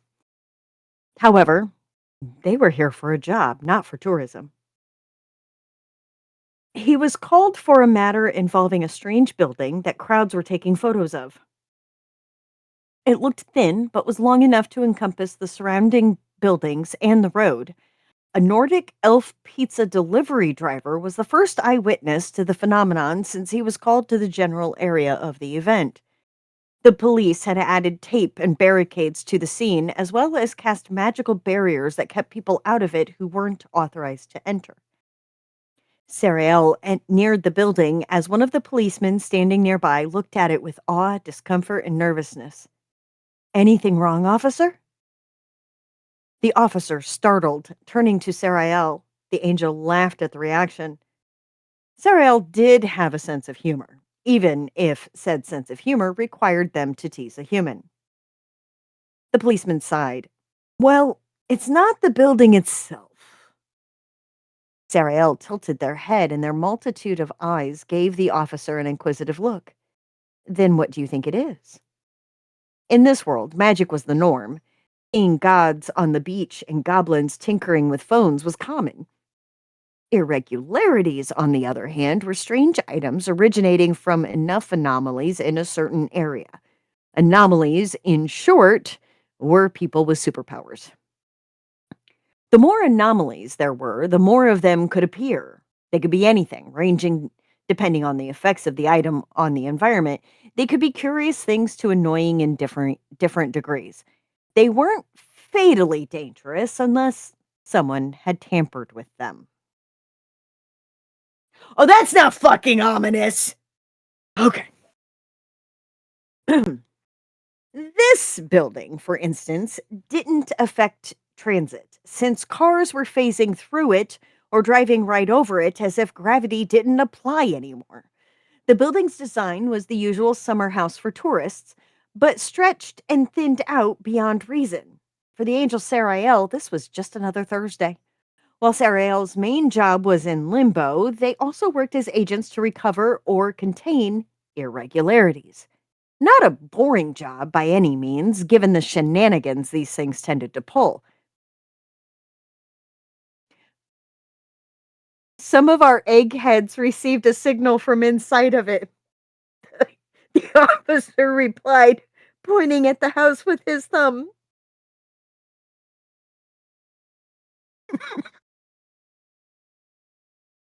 And now Galler's egging us on. Of course, of course.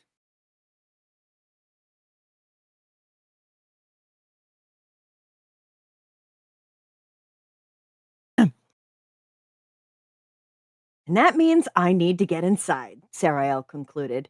Their burgundy locks waved through the aura of light as they visually scanned the impossible structure. I imagine there is a decent population of anomalies to make this thing a reality. The officer nodded, staring at the building. Between you and me, this thing gives me the creeps. Yeah, I feel that too, Sarael admitted. Irregularities could be detected because they produce an eerie aura, but it wasn't that much of a problem otherwise, besides the general annoyance. Then, if you will excuse. They were interrupted by a ring coming from the angel's shirt. Sariel took their smartphone from their pocket and touched the green icon. It was Ramanuel. Is there a problem? Sariel murmured, rolling his collection of eyes, raising multiple eyebrows. Hello, hello, hello, yellow. They responded to the call in a sing-song tone, but all that came back was static. What the? Yeah, unfortunately for you, radio seems to be wonky now, answered the officer, raising his walkie-talkie. He activated it and got nothing but static. Signal gets borked near this thing. Oh, great. That means I need to navigate that without communications. Sarael huffed. I need to tell you, some of our guys entered it, testing the effects of this thing with protection and all that. The officer gestured at the building's door. The place is a mess of corridors. My guys only got out because the entrance was following them and didn't let them out in the right direction either. In what way? Sarael asked. From back to front, not on the roads. The house spat them out on the wrong surface, like opening up on a floor or a ceiling. Seems to play with gravity like it's a toy, the officer answered. Well, that isn't disorienting at all, the angel thought as they looked at the entrance with their backwards eyes.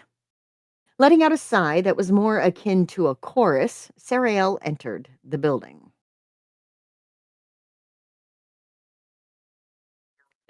Help us all. The inside, as the officer said, was a chaotic mess. With their multiple eyes, Sarael could tell that the hallways extended in different directions and far beyond the dimension on the outside. Some hallways twisted like pretzels, and others were Escher-esque tangles.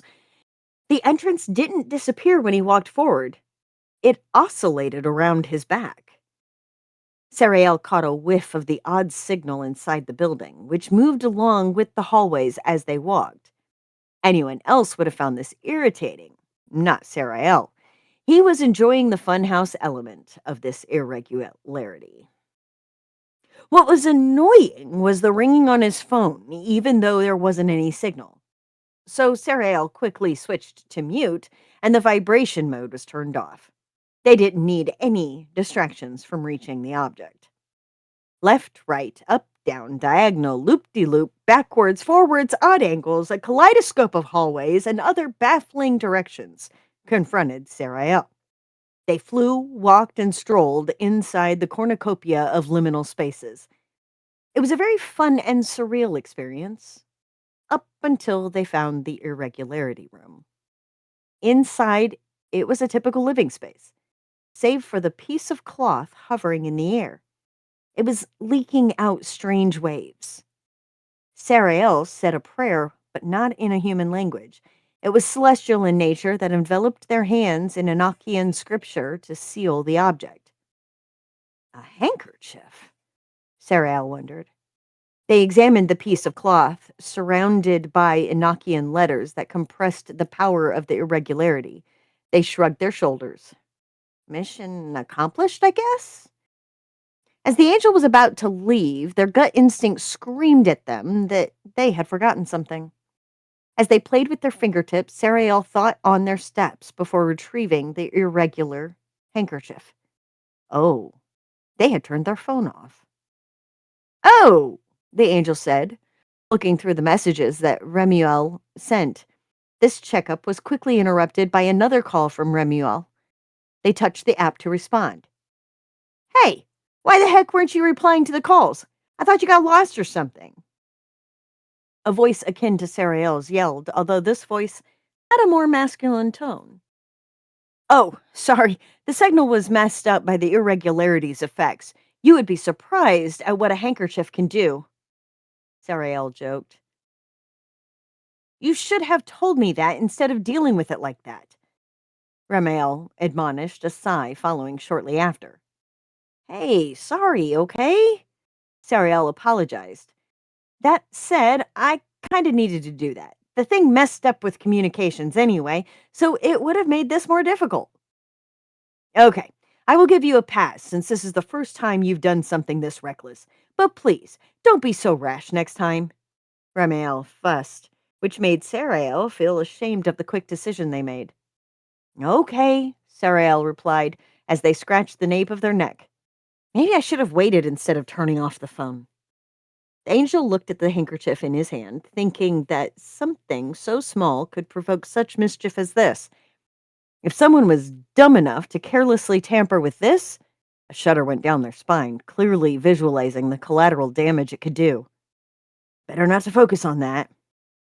They put the irregularity in their pocket and strolled outside, enjoying the satisfaction of a job well done. Dun, dun, dun.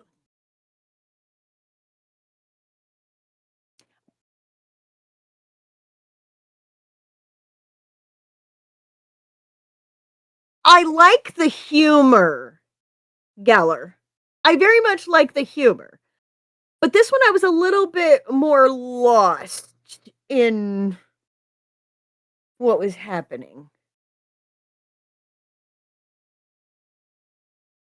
But I like Sarael's humor.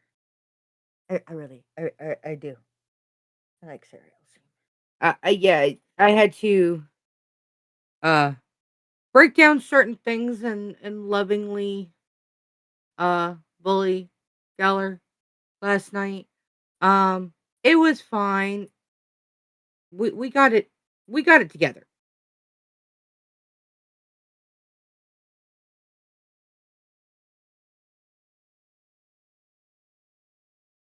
Yeah, Yes, love is very much part of the funhouse.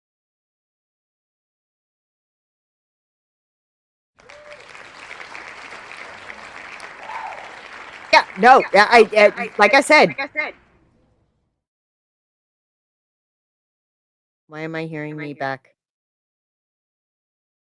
Yeah, I gotta give Death and CM very much a whole lot more credit than I did. I just lovingly bullied. They did the hard. That's just what we did. Yes, we lovingly bully around here. Okay. Just you might have to step out and then quickly back in. I don't know. Does the chair roll? The chair does roll, and if I sit still long enough, it'll catch up.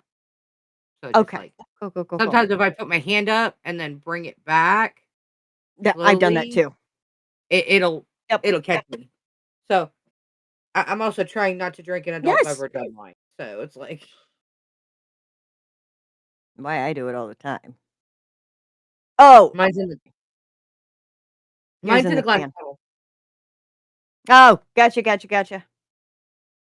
Nope. See, mine's doing it too, Cash. The little teeny tiny text. So there may have been some kind of update that happened to my system that is giving me shit because it's really teeny tiny.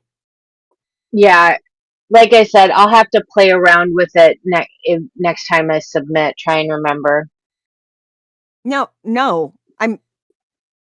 What I'm saying is that my export I is know. doing the same thing. It's not what you did.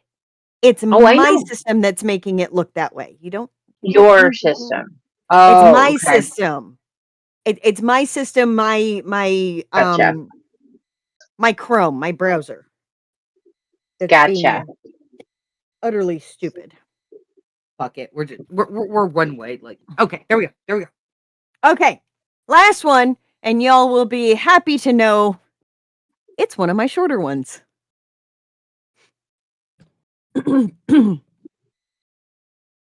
It wasn't the first time Jiraiya had been followed, but it was the first time he was sure he wasn't imagining it. He pulled into a Motel 6 with a vacancy sign, looking forward to Karen's voice. Renting the room wasn't hard. Middle of the week Eau Claire wasn't exactly hopping. He opened the door and was hit with the inevitable staleness of a closed room. He bent to flip on the air conditioning unit just inside the door and threw his bag on the bed. Midwesterners' frugality will be the death of me. He pulled his cell from his pocket as he sat up, tapping Karen's contact. Within one ring, her voice came through. Jiraiya, what's wrong? He chuckled. Nothing, babe, just stopping for the day. You're stopping early? He heard a door close and checked his watch. She's still at the office. Damn, it is early. Look, there's nothing wrong. Not really. Her breath hissed through her teeth. Your not really is usually an actually, Jiraiya. Out with it. Jiraiya balked. No, it's not. There's nothing to tell. Uh-huh. If he closed his eyes, he could almost see her head tilt, hip hitch, and eyes squint. You ever get the feeling you're being followed and you know it's more than just nerves? Babe, I'm a black woman living in a city of nearly 75,000 people. What do you think? He grunted. Fair enough. But you're a cop. You don't spook easily. What's got you rattled? The chair squeaked over the line as she took a seat. I feel like I've seen the same two cars following me since I left. They keep showing up in my peripheral, but I can't say for certain. Why didn't you say something earlier, Jiraiya? Every time I tried to tell you, something stopped me. I thought it was just my imagination, but now I'm not so sure. Maybe I'm just being paranoid. He rubbed his eyes. Anything new on the bolo? Now you listen here. We're not bypassing your gut, but we'll circle back. She shuffled papers. Minnesota State Police and North Dakota's Kidder County Sheriff sent through images matching it. But that's further west than we sent it. Manny pushed it further. Said he owes you for not listening about Huntington. She sighed, but he could tell she was smiling. His nose is a very interesting shade of plum at the moment, by the way. In any event, Minnesota sent an image with a partial plate. It matches the last 3 letters of the plate as well as the make and model of what we believe Mrs. Huntington is driving. So, they're good leads? Jariah kicked off his boots and unzipped his bag. There's 2 smaller children in the back seat in both images. Can't see the driver or evidence of a front passenger. She tapped her pen on the desk. Babe, what's the payoff here? You've been gone for 2 days. Are you chasing ghosts? I really don't think I am, Karen. How many times do women ask for help and don't get any? How many have heard the horror stories and not come forward? There needs to be a change. Maybe I can help. He stood, rummaging in his bag for his DOP kit. Anyone ever tell you you have a savior complex? Yeah, every week. There's this very smart and gorgeous lady at work. He let his voice trail as his smile spread. Thanks for the update, babe. I'm going to take a shower. Not before we circle back to that gut. You ain't no Gibbs, but you're damn close. Spit it out. You're sure it's the same 2 cars the whole way? I'm not sure it's the same 2 cars, but I only started to notice them around Toledo. Before that, couldn't tell you. He moved to the small bathroom. If I see them pass me, I'll check for plates. But they've been consistently behind me. Be careful, Jariah. I'm always careful. Uh-huh. Fatigue from the drive crept into his bones and they ended their call quietly. After a quick shower, Jariah parted the blinds just enough to scan the lot one more time. The same rows of parked cars stared back, unmoving. He let the blinds fall closed. No sense worrying Karen if he was wrong. But the unease lingered. He grabbed his keys and headed out toward the small pharmacy next door. Something quick, then sleep.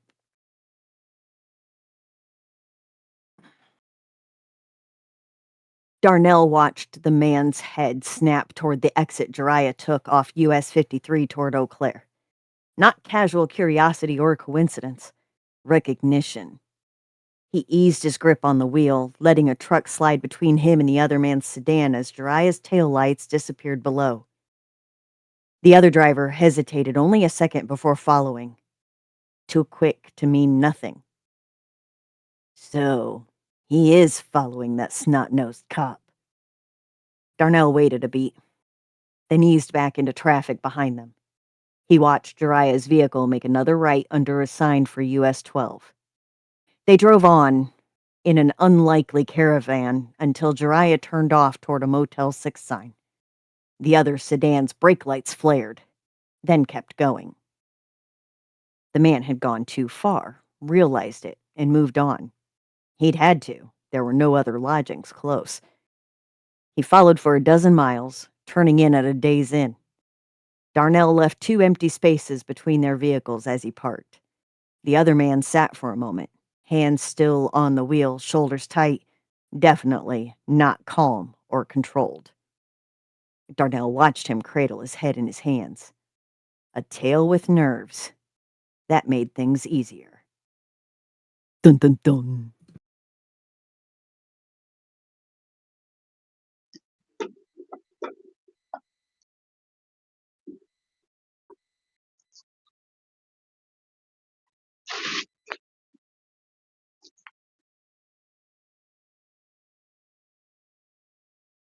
In my defense, I got a little distracted planning out the crossover for this story with the one with Julie's story. We got a little caught up in the details, and I got a little Don't say.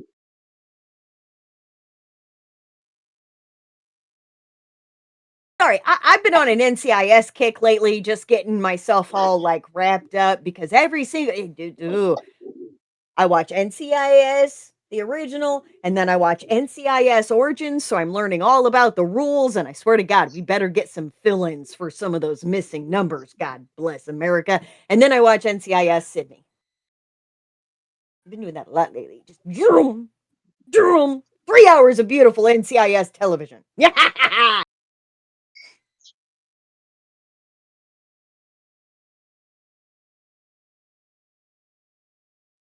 No, Bitzer. Okay, so Bitzer asked, you reading PDFs only. I click whatever people send me. So, or send us at the Hold My Pen Promptcast email.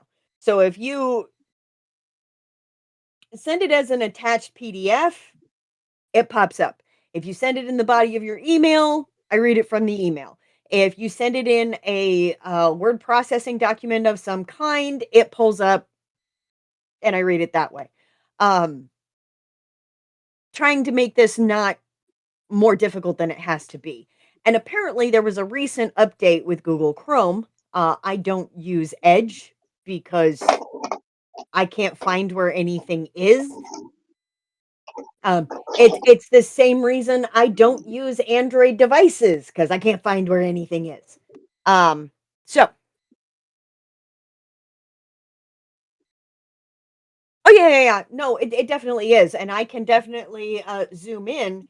However, when I do zoom in, it pushes the lines off because I'm looking at it on a half screen because I have my team over here so that I can look them dead in the eyes and catch their expressions and yeah, communicate because they're right there on my screen and then the thing is over here and the camera is up there. Right.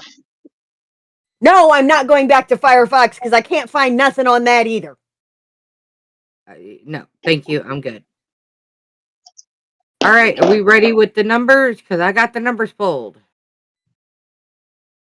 Maybe. I don't know because now we're in Discord where I normally put. Okay, hold on. I can do this. I can do this. We have the power. I believe in you, Izzy. Got to find where I'm going here. Ooh, okay. You guys are going over here because it made the text box this big. Or the text box that I type in for the channel, it was this big. Weekly.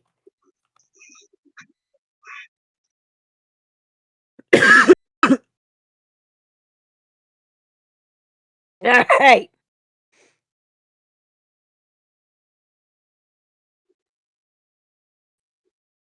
And hopefully we managed to make Mr. PA Power feel some things for his birthday month. Next month is May. So next week starts May, which we are going to be celebrating Julie's birthday, which is a couple of days after our next show. Right. Do we have Oh, don't start. Don't don't start.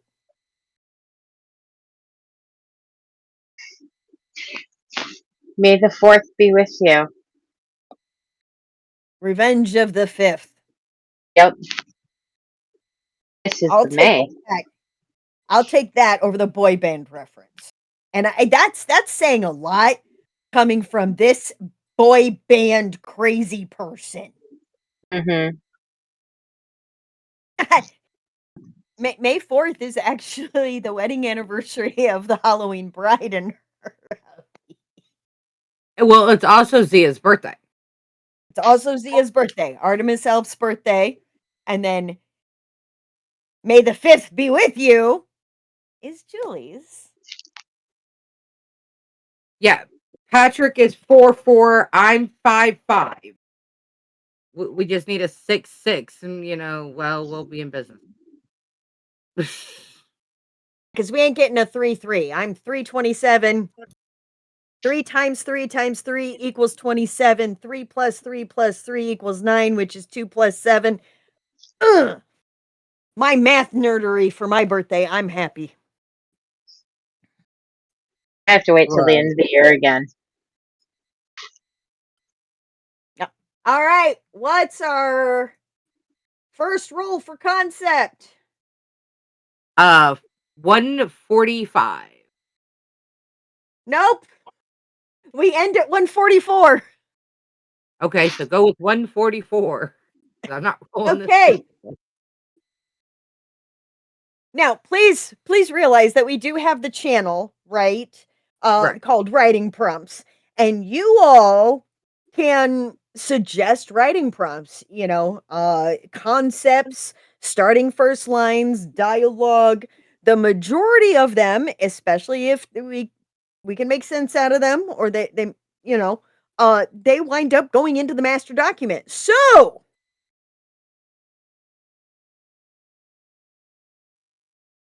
do we still have a death's head in the comments?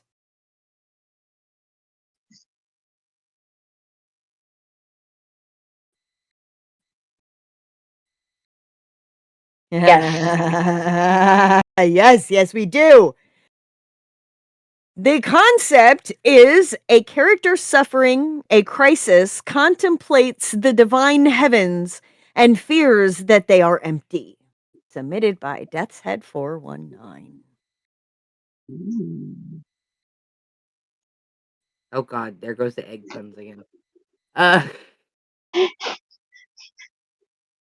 Hey, instead of just rolling for 100, 1 to 100, I've got Julie convinced that we should just, since she's now doing a random number generator.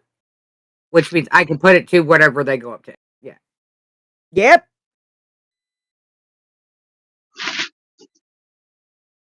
Yeah. I Never assume that that. never assume that. Never assume that. But that's yet again proof that it's not rigged. Right. Okay, starting first line. What's next? 136. Starting first line. Oh.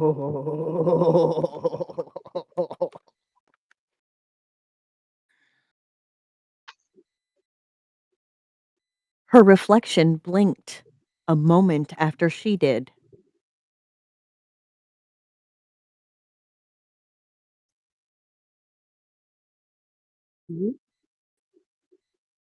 Her reflection blinked a moment after she did. Why do I have a feeling this is a Dahlia? No, that's one of our general ones when we were mad dash finding a bunch. No, I understand, but like, if this gets submitted to Dahlia, why do I feel like this is gonna No, be a tough week? no, I'd love to see a non-7 come back with the mask face where it's illegal to show your face. And everybody has to wear a mask and destroy anything. Yeah. Yeah. Okay, last one. 133.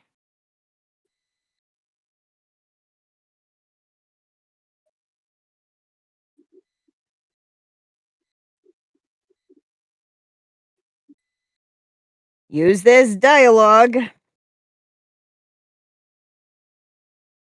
Do you always enter rooms like a storm warning?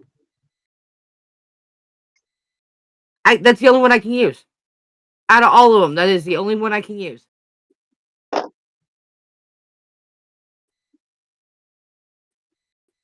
me get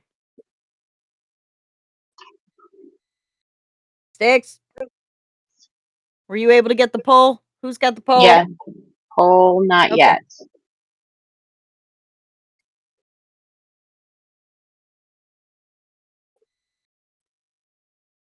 As a team, I know we live on Chaos Incarnate, but maybe we should start having a little bit more of a plan about who does what.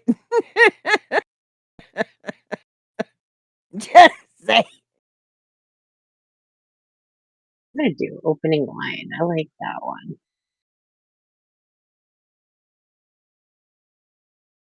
Yeah, but none of those work with anything that I'm working except for the dialogue. Then don't vote for the second one. Vote for the dialogue. Oh no, I already voted for the dialogue, but like that when I was sitting there looking at it, I'm like, none of these. No, Bitzer, take that back. Take that back. No. No. We are not. We are not starting something new for the Julie. No. There's already 42 in progress. 46 She's catching up to me. Oh, okay. God damn it. and counting. She surpassed me now.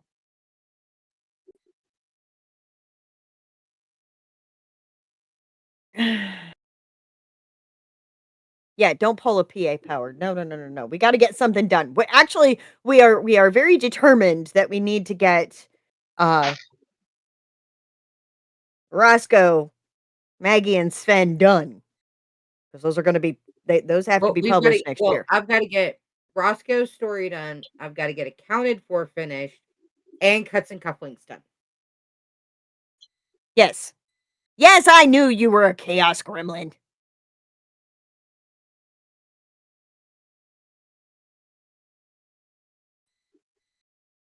I mean, while spread out. Dialogue wins! And Julie, have you picked a birthday challenge or will it be announced in tomorrow's newsletter? I thought we already picked up. I thought we already talked about that. I don't remember. I've slept since then and found a whole new K-pop group. On now. But yeah, but you had the. Okay, let me go back over to the thingy. Because I don't remember. You've got the file. Got the file? What file? You know what? Tomorrow it'll be announced in tomorrow's. It'll just be announced tomorrow. She may be regretting she licked me.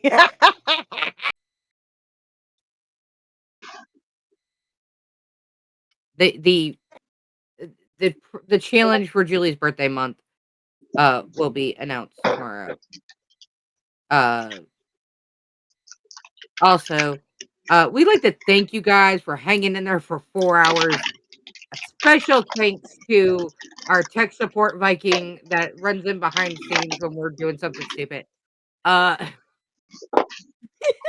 uh, but this is literally the last time I'm gonna get up to handle something. So I'm just gonna say this real quick. We love you guys. Thank you for sticking around. Please look in the newsletter for not only who will be appearing on Friday night, but also for challenges, this, that, and the other. If you're not subscribed to the newsletter, why the fuck not? Go ahead and get that done.